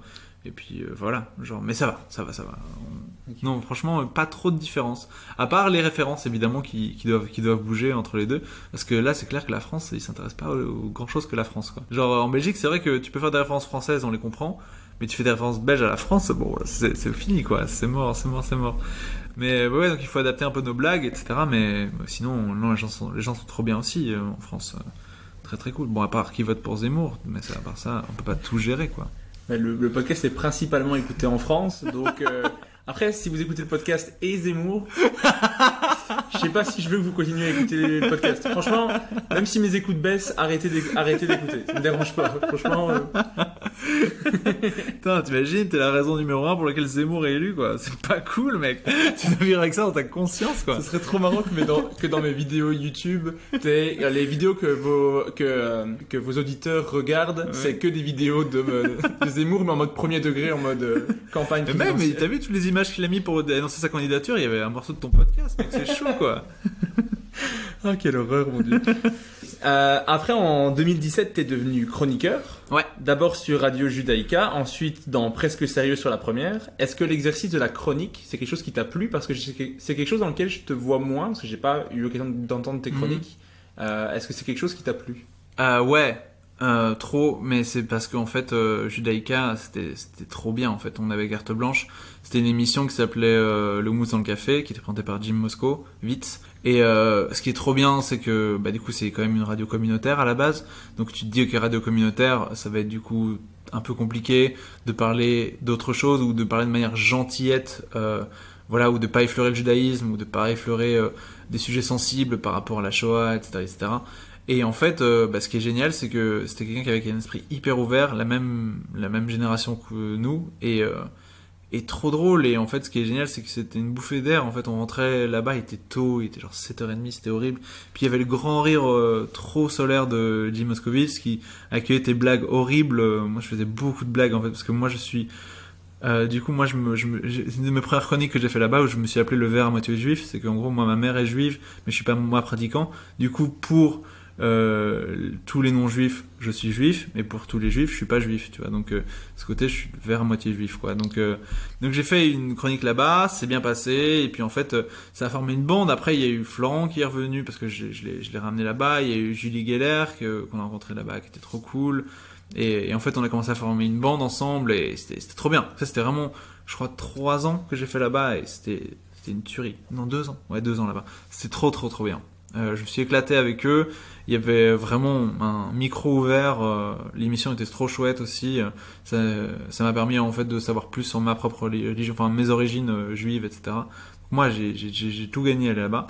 Et en fait, de là, ça m'a permis de me rendre un peu plus à l'aise, je pensais, avec la radio. Et puis j'ai fait ma première chronique à la RTBF et c'était catastrophique, en sens où je parlais 1000 fois trop vite. Et à chaque émission, les gens disaient t'écris très bien, c'est très cool tes chroniques, mais tu parles trop vite, on comprend pas ce que tu dis. Et en fait, j'étais trop stressé. Le studio de radio me stressait vraiment parce que là, c'était plus un esprit bande. En tout cas, pas avec des gens que je connaissais. Et du coup, j'avais l'impression vraiment de faire mes blagues devant des gens qui étaient plus de ma génération, qui étaient plus pour un audimat de ma génération non plus. Donc, je perdais un peu tous mes repères. Et donc, j'ai mis vraiment du temps. J'ai mis genre 1 an et demi, 2 ans à vraiment trouver ma place et à respirer un peu mieux par rapport à ça. Donc, ça a été vraiment long. Et c'est pour ça que je suis content d'avoir pris le temps, c'est que là maintenant je vais essayer de faire encore d'autres choses radiophoniquement, etc. Parce que c'est vraiment un exercice trop cool. Même tu vois le podcast on en parlait, mais c'est un truc, je trouve ça trop cool moi, de faire quelque chose d'autre et d'écouter des gens parler avec une voix un peu douce et en même temps qui te racontent des blagues. Et j'adore le podcast, donc c'est vraiment un truc auquel je m'amuse beaucoup. Et puis en fait c'est ça que j'avais dans la radio avant et encore maintenant. Et voilà, j'essaie d'apprendre tous les jours en tout cas. Je sais pas si je suis bon dans l'exercice, mais en tout cas j'essaie d'apprendre tous les jours. Et après, ce qui est trop bien, c'est que ça te permet d'écrire du stand-up, quoi. Chaque chronique que t'écris, c'est un truc où t'es obligé d'écrire sur un sujet. Et en fait, ce sujet-là, si t'as fait un truc dont t'es content, après tu dis ah putain, mais ça peut s'exporter au stand-up, ça, du coup, avec telle mimique, telle chose, tel cri, et puis voilà, tu vois. Ok.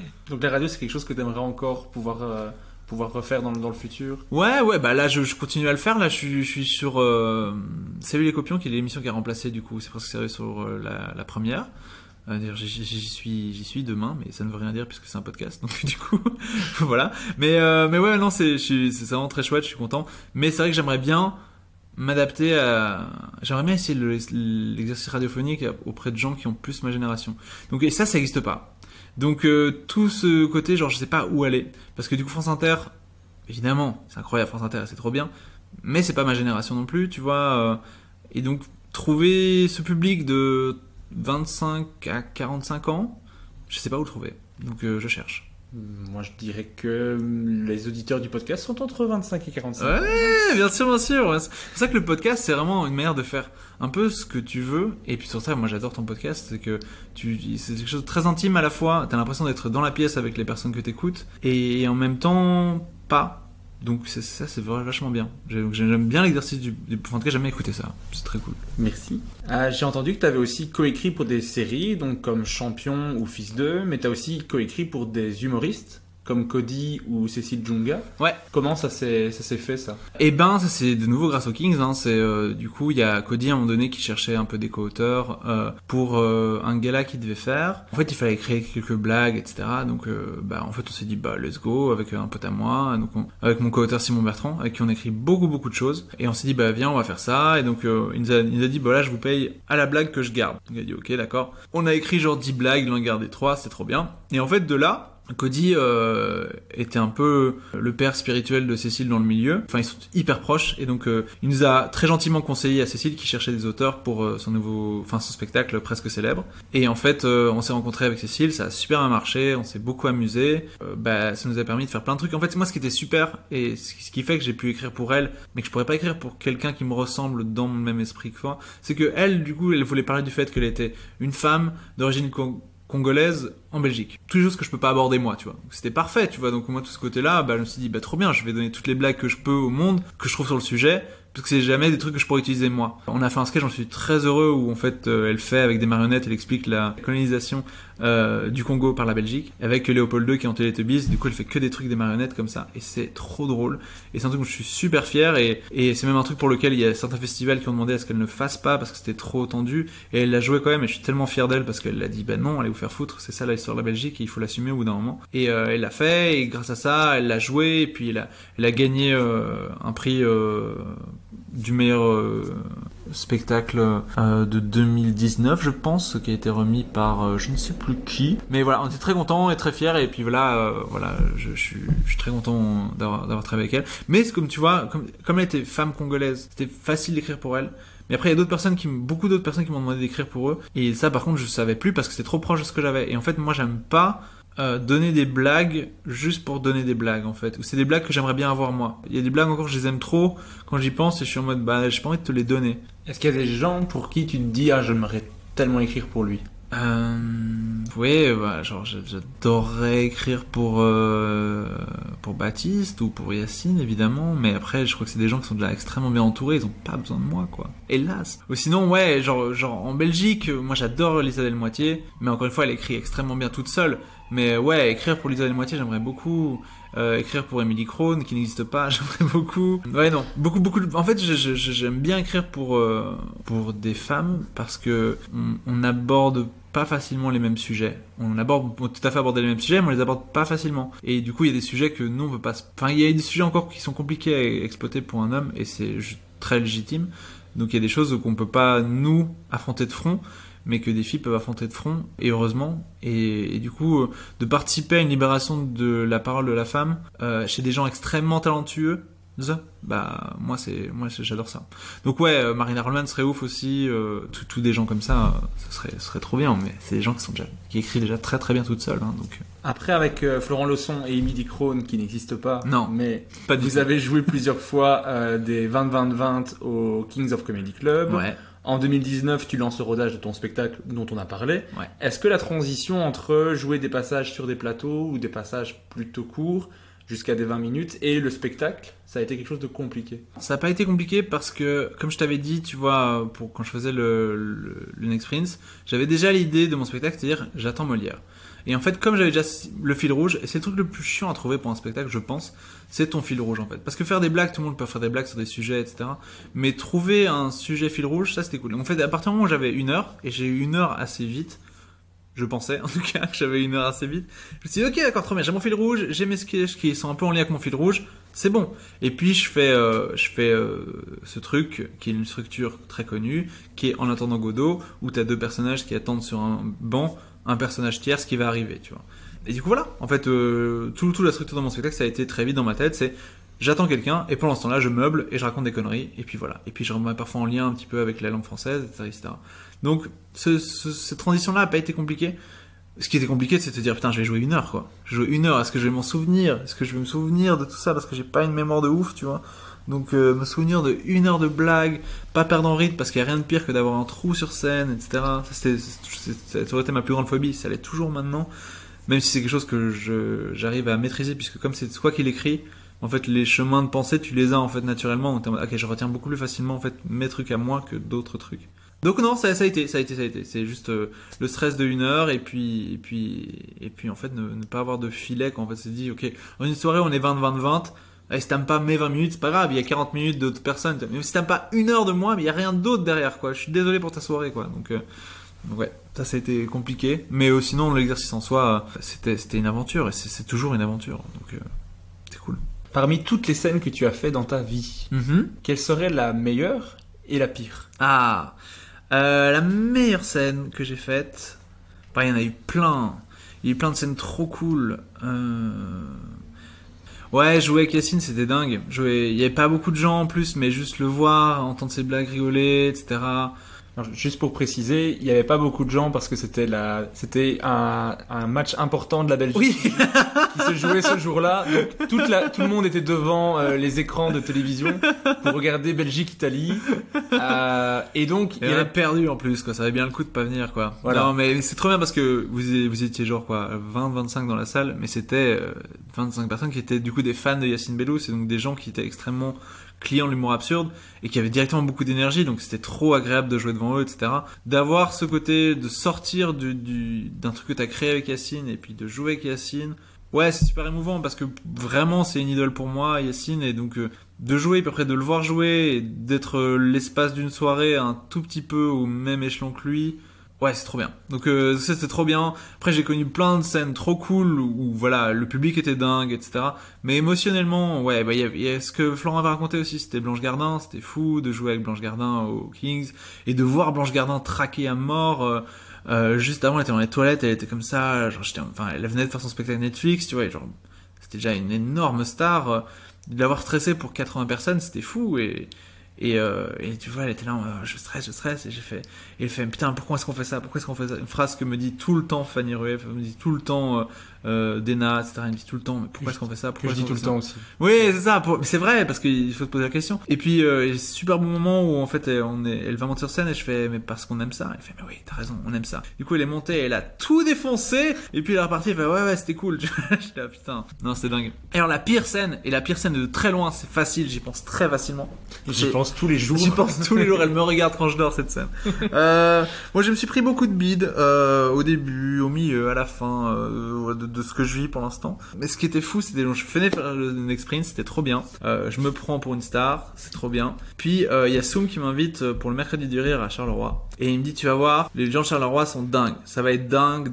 Du coup, moi, je fais, ok, d'accord. Je prends le train que je paye moi-même pour aller à Charleroi. C'est 1h20 de train. J'arrive là-bas, il pleut. J'arrive du coup à la ruche. J'apprends qu'il pleut tellement qu'il y a des gens qui n'ont pas pu venir. Du coup, il y a quelques personnes qui sont là, genre 20 personnes. Donc moi, je fais, putain, je fais 1h20 de train pour 20 personnes, mais c'est pas grave, tu vois. Puis, en fait, j'apprends qu'on joue pas dans le théâtre, mais qu'on joue dans la cafétéria du théâtre. Donc, là, le standing est vraiment horrible. Et puis, juste avant moi, il y a quelqu'un qui est, mais vraiment, comme dans Inside Jamel Comedy Club, il y a ce truc quand ils vont directement en périphérie de Paris, ils jouent et il y a un mec qui est déguisé, costumé, tu vois, qui est un travesti, et tout le monde l'applaudit hyper fort, ça, c'est incroyable. Et moi, la personne qui passe juste après moi, parce que moi je vais passer en premier, après moi, c'est un mec en soutane qui a 18 ans et qui va jouer un prêtre et qui va parler de la pédophilie. Et j'étais oh putain de merde, tu vois, ok d'accord, je vais, ok. Et en fait, Soum me connaît pas encore à ce moment-là. Et du coup, il fait, ouais, le premier il s'appelle Gaëtan, il est drôle, je pense, en tout cas on m'a dit, allez, on applaudit très fort Gaëtan. Puis hop, j'arrive, c'était horrible. Et en fait, ce qui est horrible, c'est que Soum m'a dit, tu vas voir, à Charleroi, on peut faire des blagues, sur le fait que, voilà, n'hésite pas à nous clasher, on a beaucoup d'autodérision en Charleroi, etc. Je dis, ok, trop bien. Et du coup, j'ai une blague horrible. Mais si t'as de l'autodérision, ça va. Mais si t'as pas l'autodérision, c'est horrible. Et ça a été horrible. Donc, je suis arrivé, je suis commencé, j'ai dit, bonjour Charleroi. Je suis super surpris, moi, à Bruxelles, on m'a dit que, vous mangez des enfants, que vous n'avez pas l'électricité, alors que vous avez l'électricité. Et genre, c'est pas du tout passé. Et genre, j'ai pas eu un rire là-dessus, j'étais oh là là. Et puis j'ai fait 10 minutes d'absurde, ça n'a pas pris à un seul moment. Et voilà, c'était 10 minutes de tunnel, c'était horrible. Voilà, ça c'est ma pire scène ça. Et j'ai pas été payé pour cette scène-là. J'étais retourné en train. J'ai payé 2 fois le train. C'était terrible. Moi j'aime bien parce que c'est une blague, soit c'est un carton, soit c'est un four complet. Il n'y a pas d'entre-deux. Non. Merci. J'adore toujours poser cette question, c'est toujours ma passion. Ouais, c'était Ok. de très loin la pire ça. Ensuite, je vais conseiller aussi aux auditeurs, c'est d'aller voir ton Instagram, donc Gaëtan-DLF. Ouais, exactement. Pour un truc que j'ai adoré, c'est les mix de 2 films comme 50 Shades of Gremlins, Ah oui, tout à fait. le journal de Bridget Frank, qui est mon préféré. Ouais, oui, c'était, bah, en fait, c'est pour ça. Moi, j'ai commencé à dessiner depuis que je suis tout petit parce que mon père, il a fait une académie, donc il a toujours eu un peu ça, donc il a toujours gribouillé, des trucs, etc. Donc il m'a très vite appris à dessiner. C'est un truc que j'ai toujours aimé, et puis moi, j'ai adoré, bah, même des gens très talentueux maintenant, comme Louis Dinosaure, qui est extrêmement drôle sur Instagram, évidemment, Mr. Lovenstein, etc. Ça me fait mourir de rire. Et je pense que c'est même Florent Bernard, à un moment donné, qui avait mis sur sa page Instagram, voilà, donnez-moi des titres de mashup, de films, et du coup, on essaiera d'en faire, du coup, on prendra les meilleurs et on les mettra sur Insta, tu vois. Et je me suis dit, ah putain, mais c'est trop bien de faire ces exercices-là, mais c'est encore mieux de faire l'affiche, tu vois. Je me suis dit, ok, ben, je vais essayer de faire des affiches. Et ça m'a fait beaucoup rire, et du coup, j'aime beaucoup faire ça, mais le problème, c'est que c'est compliqué dans ma page Instagram de dire, en fait, je vends quoi, tu vois.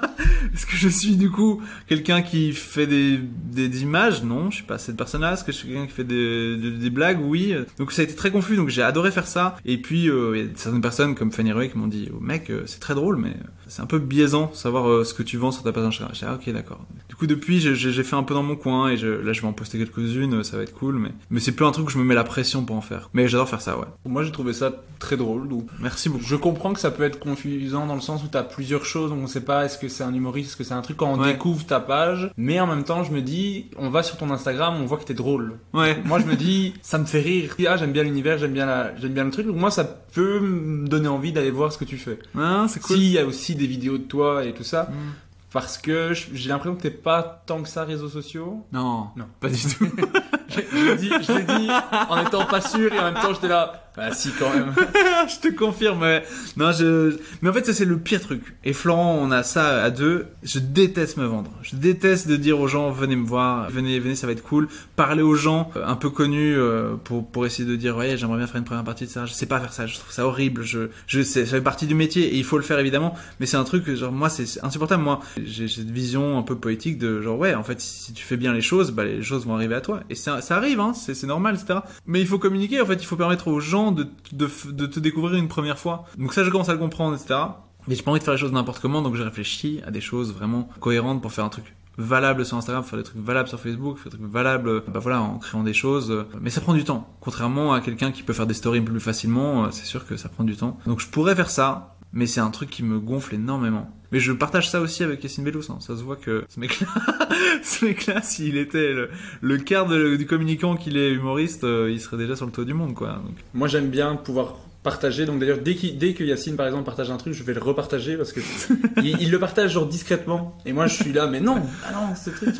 Mais c'est pour ça aussi que je reçois des humoristes dans le podcast pour qu'on en découvre. Donc moi je peux le faire parce que toi tu n'aimes pas te vendre, donc là allez voir Gaëtan Delferrière, allez voir ce qu'il fait, allez voir les vidéos, il y a plusieurs vidéos du What the Fun, il y a des belles captations. Ouais.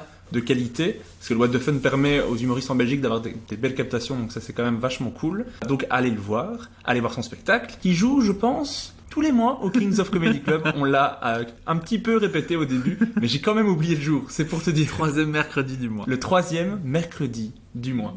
Allez le voir. Parce qu'il est très talentueux. J'ai pas fait assez de compliments. J'ai peur que les gens me disent, mais t'as pas fait beaucoup de compliments? Est-ce que t'aimes moins Gaëtan que les autres? Non, j'aime autant Gaëtan que les autres. Il est très talentueux et très drôle. Et en plus, son chien est magnifique. Oui, c'est vrai. C'est vrai. J'espère qu'il est toujours en vie d'ailleurs. Mais on vérifiera ça après. Le podcast qui dure 4 heures. Chien est mort, putain.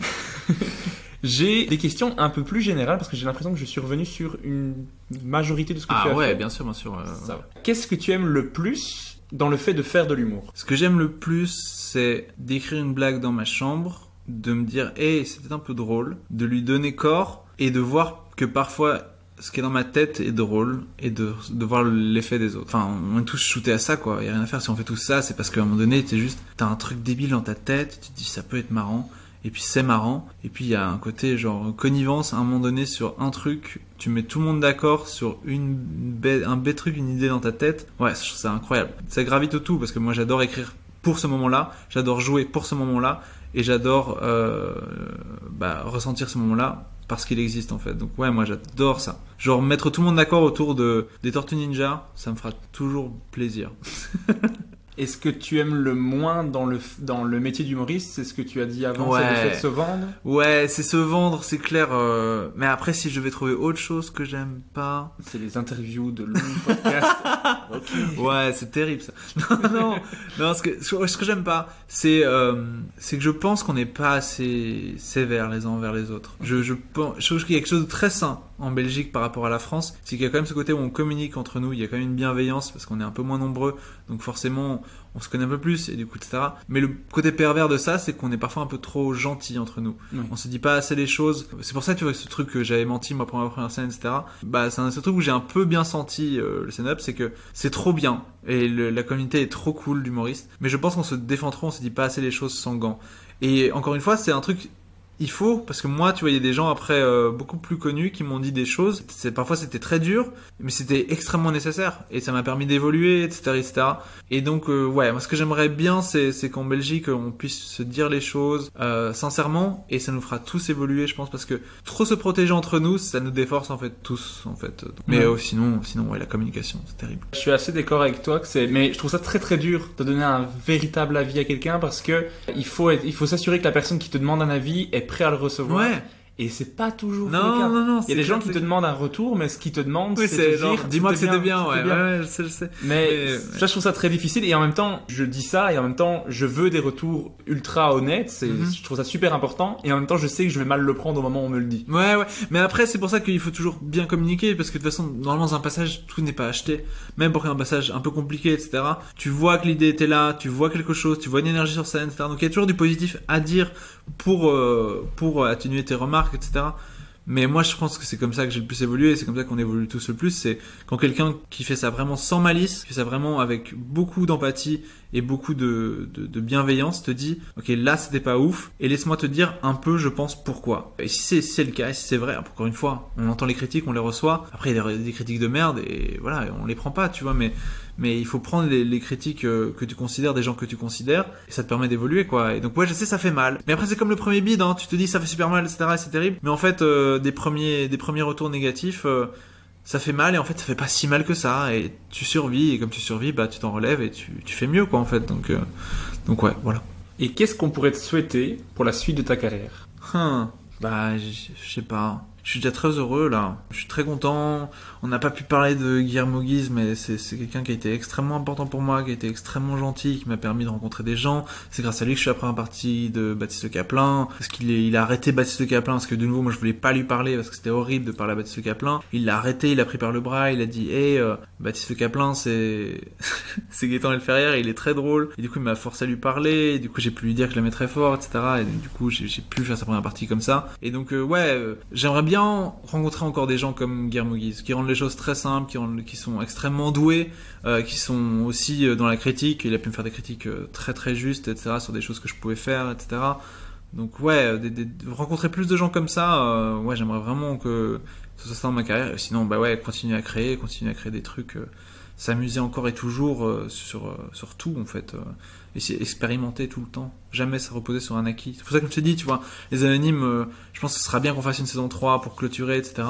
Mais après, il faut partir sur autre chose, il faut partir sur notre délire, etc. J'ai rencontré une famille avec Farah, Ino, Émilie qui n'existe pas et Florent, mais voilà, genre tout ce truc-là, ça doit évoluer vers d'autres projets, des projets plus grands ou d'autres projets tout simplement, quoi.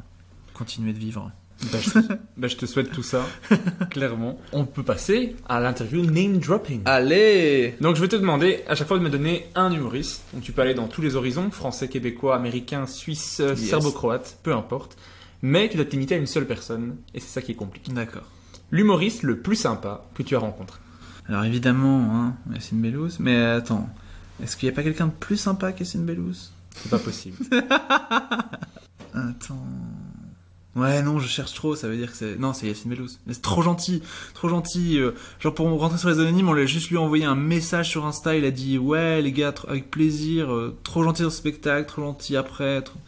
Non, un amour, trop trop sympa. Donc ouais, Yacine Bellous, trop gentil. » Mais vraiment, c'est impressionnant comment tout le monde me le disait d'avance. Avant que je fasse le podcast avec lui, tout le monde me disait le plus sympa c'est Yacine. Et moi je me disais mais c'est pas possible. Et j'ai fait un podcast avec lui. Et si C'est le plus sympa. tous les humoristes que j'ai reçus sont vraiment super gentils, super sympas. Mais Yacine, c'est impressionnant. Il ça... t'a sucé quoi, en plein podcast, c'était à incroyable. distance.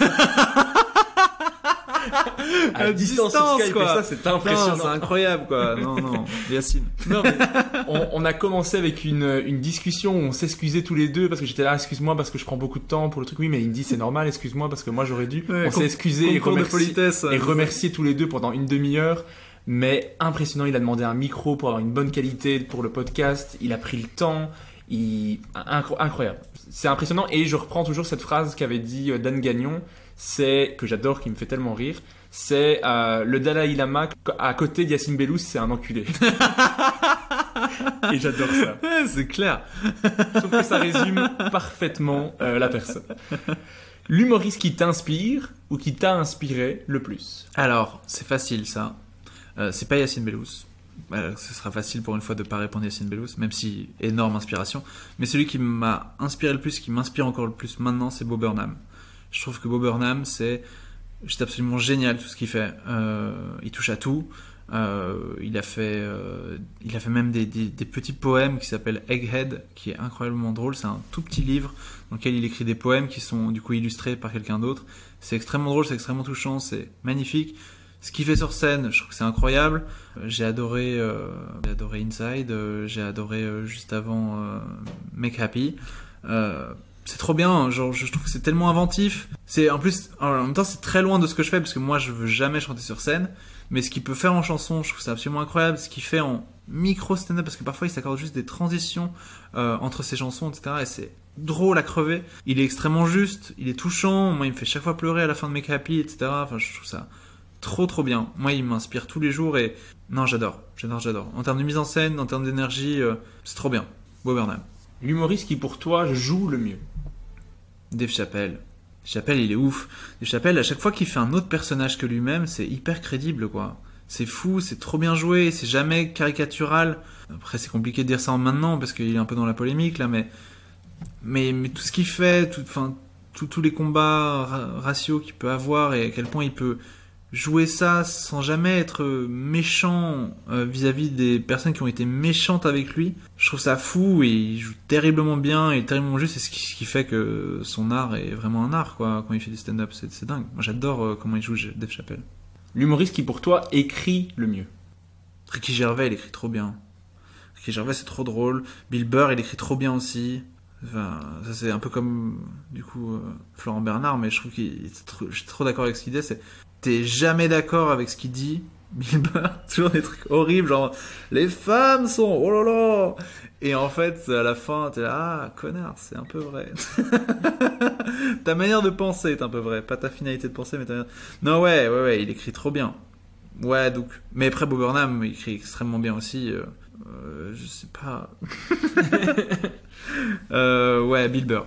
Un humoriste qui t'a surpris dernièrement, soit quelqu'un que tu connaissais pas et qui t'a impressionné, ou quelqu'un qui est revenu très fort et que ça t'a impressionné aussi? Qui m'a impressionné que je connaissais pas avant cette année, c'est Lisa Delmoitier. Je trouve qu'elle est extrêmement forte. C'est très très cool ce qu'elle fait. C'est très unique ce qu'elle fait en même temps. Moi, je la jalouse très fort dans un côté où elle peut faire un rythme très bas, comme peuvent faire Blanche Gardin ou Fanny Ruet, etc. Mais à sa manière. C'est ni du Fanny Ruet ni du Blanche Gardin. Et très vite, tu pourrais penser, ah ben en fait, c'est un peu noir, c'est un peu lent, ben forcément ça va être du Blanche Gardin. Mais non, c'est à elle. Je trouve ça trop cool. Moi, j'adore Lisa Delmoitier. Ou sinon, quelqu'un qui est revenu, que je trouve ça très fort. Ou quelqu'un qui... Haroun est toujours incroyable, mais en fait j'ai jamais eu de moment où je n'y croyais plus de Haroun, mais il a créé vraiment un moment assez long où il était plus là, où il était plus trop présent, et ouais, moi Haroun, à chaque fois qu'il revient, c'est un baume au cœur, parce qu'à chaque fois c'est drôle, c'est juste, c'est bien foutu. Ouais, Haroun il est trop fort. Et maintenant, on peut passer à la deuxième partie du name dropping, Yeah. où je te demande de choisir entre deux humoristes, Yes. et tu dois me dire lequel te fait le plus rire. D'accord. Donc, je précise, comme à chaque fois, que c'est en termes de rire, pour avoir quelque chose qui permet un vrai facteur qu'on peut observer, c'est le plus de rire. Mais toutes les personnes qu'on va citer sont des gens exceptionnels. Bien sûr. J'aimerais avoir le quart du talent de la plupart d'entre eux, de tous en fait. Donc voilà, c'est vraiment pas pour dire qu'un est moins drôle, c'est plus qu'est-ce qui te touche toi plus, qu'est-ce qui va te faire provoquer le rire plus. Bien sûr. Je commence à prendre de plus en plus à marcher sur des œufs au fur et à mesure des épisodes, parce que maintenant il y a des gens qui l'écoutent le podcast. Donc... c'est ça. Premier choix entre Bill Burr et Eddie Izzard. Bill Burr. Bill Burr parce que moi je trouve que c'est encore une fois quelqu'un qui devrait pas me faire rire et qui me fait rire. Et je trouve ça incroyablement impressionnant. Eddie Izzard, tout est fait pour que ce soit un truc qui va me faire rire à moi. Donc c'est tellement un truc sur mesure que ça m'impressionne moins que Bill Burr, alors que ça m'impressionne énormément Eddie Izzard. Mais juste, Bill Burr devrait pas me faire rire. Et pourtant il me fait rire aux larmes. Et ça m'impressionne trop. donc c'est hyper fort. Tout ce qu'il dit est l'antipode de moi pratiquement. Et il arrive à me faire mourir de rire. C'est trop fort. C'est Bill Burr. Entre Cody et Pablo Andrés. Ah, c'est pas facile. Évidemment, c'est trop facile. Tout le monde dit ça. Je pense que je dirais Cody. Parce que Pablo Andrés, il est incroyable quand il écrit pour lui. Mais je pense que tu peux faire réciter le bottin à Cody, il va être à mourir de rire. Et je sais pas si tu peux faire ça avec Pablo Andrés. Pablo Andrés, il est incroyable dans tout ce qu'il crée et dans tout ce qu'il se façonne à lui-même. Mais Cody, je l'ai vu. Avant de monter sur scène, il a dit je sais pas ce que je vais jouer, je crois que je vais rien, je vais juste faire du working avec du crowd working avec le full. Et il a littéralement parlé de rien. Et les gens étaient morts de rire. Et moi aussi, j'étais putain, mais quel bâtard quoi. Ouais, Cody, il est fou. Il est fou parce qu'il a rien besoin quoi. C'est très impressionnant. Entre Guillermo Guise et Blanche Gardin. Guillermo Guise parce que c'est plus ma génération, j'ai l'impression. Enfin, c'est bizarre parce qu'ils ont le même âge, mais pratiquement, mais Guillermo arrive à des codes, etc. Et puis il y a rien à faire, mais c'est un peu notre Jésus à nous, tu vois. Guillermo Guise, c'est la personne qui a mis la Belgique sur la map en tant que stand-up, quoi. Genre c'est quelqu'un qui nous a crédibilisé, quelqu'un qui nous donne une place partout maintenant. C'est quelqu'un que je trouve extrêmement drôle. En plus, au milieu de tout ça, genre si on élude le fait que c'est un Belge, etc., c'est trop fort ce qu'il fait. C'est très touchant son dernier spectacle. Il est dingue au suivant là sur son père. C'est magnifique, c'est bouleversant et en même temps c'est tellement drôle. Blanche, je l'adore. J'adore tout ce que fait Blanche. Je trouve ça extrêmement intelligent. Donc encore une fois, les deux sont ouf, mais si vraiment je dois choisir parce qu'il y a un flingue sur ma tempe et j'aimerais bien que tu le baisses, s'il te plaît, Régis. Et ben je dirais Guillermo parce que juste une trop belle personne en plus humainement. Et Blanche, je la connais pas encore assez bien, mais Guillermo très très timide, mais très touchant et super sympa et trop talentueux. Donc, Guillermo. Entre Julien Santini et Alexandre Kominek. Ah, le bâtard. Alexandre Kominek. Alexandre Kominek, c'est quelqu'un, genre, c'est fou, on a eu un petit coup de foudre artistique comme ça, mais immédiatement, on se connaissait pas du tout. Il est venu sur la première saison des Anonymes un peu par accident, comme ça. Et puis on s'est marré sur le tournage, il a été incroyable. Entre chaque prise, il voulait nous faire rire très très très très fort et ça marchait à chaque fois. Puis il a accepté que je fasse sa première partie à Paris quand je passais et tout. J'ai une relation très forte avec lui. Et puis encore une fois, c'est comme Cody, c'est des gens, ils peuvent arriver, te réciter le bottin. Julien Santini aussi, il peut faire ça, il peut te réciter le bottin et être très très drôle. Mais Kominek, c'est nouveau, c'est une personne qui devrait pas me faire rire. Il fait que des trucs, il fait que parler de sa bite pendant une heure dans son spectacle, c'est à mourir de rire. C'est un animal, il est trop fort. Julien Santini, j'adore aussi, mais humainement, j'adore trop Kominek, il est trop cool. Entre Alain Chabat et Alexandre Astier. Oh, mais enfin, t'as fait bien tes notes, hein. Putain. Oh, c'est terrible. Ça, c'est le pire que t'aies pu faire. Ah, c'est terrible. J'adore les deux. Ces deux génies pour des raisons différentes. En plus, ils ont travaillé ensemble plein de fois. Kaamelott, c'est une des choses que je regarde le plus. Je peux regarder ça sans le regarder, en fait. C'est un truc, genre, je mets juste ça en fond. La musicalité, les dialogues, tout me fait rire. Ouais, Alexandre Astier, il est dingue, hein. Genre, je l'ai vu sur scène, pour l'exoconférence, c'était fou, il est venu à Bruxelles, c'était dingue. Je trouve que Kaamelott, c'est une œuvre majeure, c'est un génie, Alain Chabat aussi. Alain Chabat, c'est mon papa, et Alexandre Astier, c'est la personne que j'aimerais être, je pense. Donc, on va dire Alexandre Astier, parce que c'est trop de génie, quoi. Trop de génie. Entre InnoJP et Farah. Farah, parce que c'est aussi quelqu'un, genre, je peux pas la voir pendant genre 3 mois, et puis dès que je la vois, on se marre aux larmes. J'adore ce qu'elle est, j'adore ce qu'elle joue sur scène, j'adore ce que joue sur scène Nino. Je les aime tous les deux très fort, mais Farah, il y a un côté très petite sœur comme ça quand je la vois, qui est trop cool. Et puis tout ce qu'elle fait sur scène, je trouve ça très impressionnant. Ouais, Farah. Bah, les deux sont des invités du podcast, donc allez découvrir les deux. Ouais. Et après, vous choisirez. S'il vous plaît, aidez-moi. Entre Baptiste Le Caplin et Yacine Bellous. Bien sûr. Non, c'est terrible ça. Parce que chaque fois que je pense à l'un, j'ai envie de penser à l'autre. Je vais dire, pour tout ce qu'il représente et ce qu'il a représenté, et ce qu'il représentera, j'espère, Yacine Bellous. Parce que Yacine Bellous doit être plus connu. C'est une injure que Yacine Bellous soit pas sur le toit du monde de la comédie. C'est trop bizarre que parfois, quand je suis en rue, je dis « J'adore Yacine Bellous et toi ?» et les gens disent « Je sais pas qui c'est ». Je trouve ça horrible. Alors que Baptiste, voilà, il a passé chez Arthur, etc. Donc c'est une notoriété qu'il a acquis et à juste titre, parce que il a fait tout ce qu'il fallait pour et qu'il est incroyable. Mais il faut dire Yacine Bellous tous les jours. Je pense que c'est quelqu'un de tellement gentil, tellement ouf, tellement important pour tout ce qui est humour et qui a pas le quart de la moitié de ce qu'il mérite en tant que notoriété. Donc ouais, Yacine Bellous. Et un dernier choix entre Émilie Krohn et Florent Lawson. Oh non, ça c'est Joker. Attends, ça a été couvert un peu par le rire, donc entre Émilie Krohn et Florent Lawson. Donc on a le Joker. Oh, s'il te plaît, un mais Émilie seul. Krohn n'existe pas. Oui, je sais. Mais c'est ma plus belle création. Non, mais ils sont tellement importants l'un avec l'autre. Bah, je sais pas, genre Florent, en plus c'est même pas juste Florent, c'est mon pote de toujours. On s'est rencontrés depuis qu'on est tout petit. Émilie, c'est devenu ma meilleure amie. J'aime vraiment très fort. Elle est trop cool. Les deux, je les aime trop. Tu peux pas répondre à ça. D'ailleurs, quand il est stressé ou mal à l'aise, il commence à dessiner et là, il a fini son dessin. Oui. Il me reste une dernière question à te poser. Ah. C'est qui est-ce que je devrais inviter dans le prochain épisode ? Ah, mais t'as déjà invité tous les gens que j'aime. Hein. C'est pour ça que je suis là. Moi, c'est que des personnes que j'adore. Qu'est-ce que tu devrais inviter, mon bon Régis ? Bah, moi, j'aimerais bien écouter Lisa Delmoitier pendant 1 heure. Après, c'est pas encore très fame comme choix, mais dans ton idée d'amener des gens qui sont très cool, Lisa Delmoitier, elle est très cool, et puis elle va très vite être reconnue, je pense, parce qu'elle est vraiment super forte.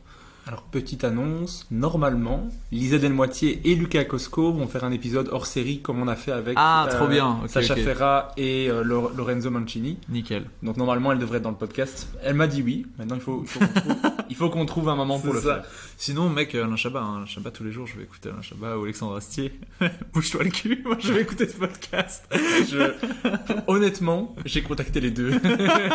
Bah ouais, tu m'étonnes, bien sûr. Il y a 1 million de personnes qui doivent les contacter tous les jours, donc je comprends qu'il n'ait pas vu mon message. C'est ça, ouais. Mais, Alexandre Astier, si tu passes par là. Coucou. Alain Chabat, coucou.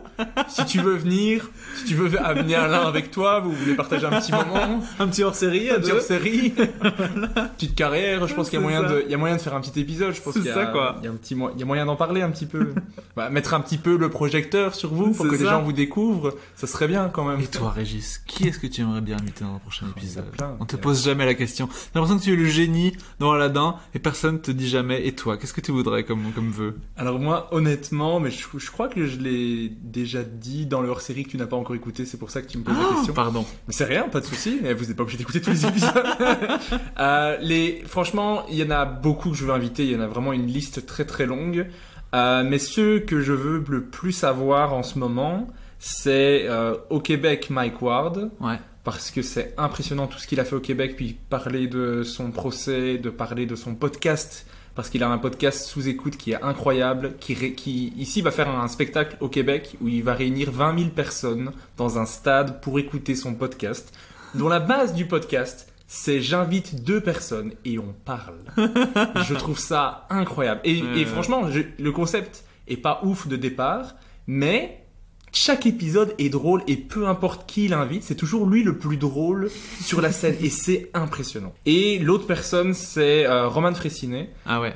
Que je cite dans beaucoup d'épisodes et voilà, je pense que c'est lui que j'ai le plus envie d'avoir en ce moment, aussi parce que j'ai vu son spectacle récemment ici au Cirque Royal et que j'ai tellement pleuré de rire. En fait, j'étais persuadé que j'allais aimer et j'étais sur le cul à quel point j'ai aimé. Ouais, c'est ça. Je pensais l'aimer à un niveau 10 et je l'ai aimé à 1252. Ah ouais, c'est beaucoup ça. Oui, c'est une fameuse différence. Mais c'était impressionnant. Donc il y en a plein, hein. Il y en a plein. Il y a Haroun. Je pourrais en citer plein et en fait je vais pas les dire tous parce qu'après, en fait je les ai tous déjà invités. Ouais. Blanche Gardin, je veux tellement la recevoir. Marina Rollman. Pierre-Yves Roy Desmarais pour le Québec. Stéphane Rousseau pour le Québec aussi. Anthony Cavana. Il y en a plein. Enfin, il y en a plein. Alain Chabat. Enfin, quasiment tous les humoristes que j'ai cités dans ce podcast. Non, il y a vraiment beaucoup. Bah super. J'espère que je les recevrai. Donc voilà, merci beaucoup Gaëtan d'avoir répondu à toutes mes questions. Merci à toi, merci beaucoup. Merci à toi de m'avoir présenté ce chien magnifique. T'as vu ça? Qu'est Ulysse. Ça aurait été un chat, ça aurait été tellement un moment désagréable. Mais merci beaucoup. Merci à toi, merci beaucoup pour ce que tu fais et merci beaucoup pour la démarche d'inviter des humoristes, c'est trop cool. Et au Kings, tu joues le 3e mercredi du mois, c'est ça? Ça suffit. Il est gêné, mais allez le voir en spectacle. Merci beaucoup.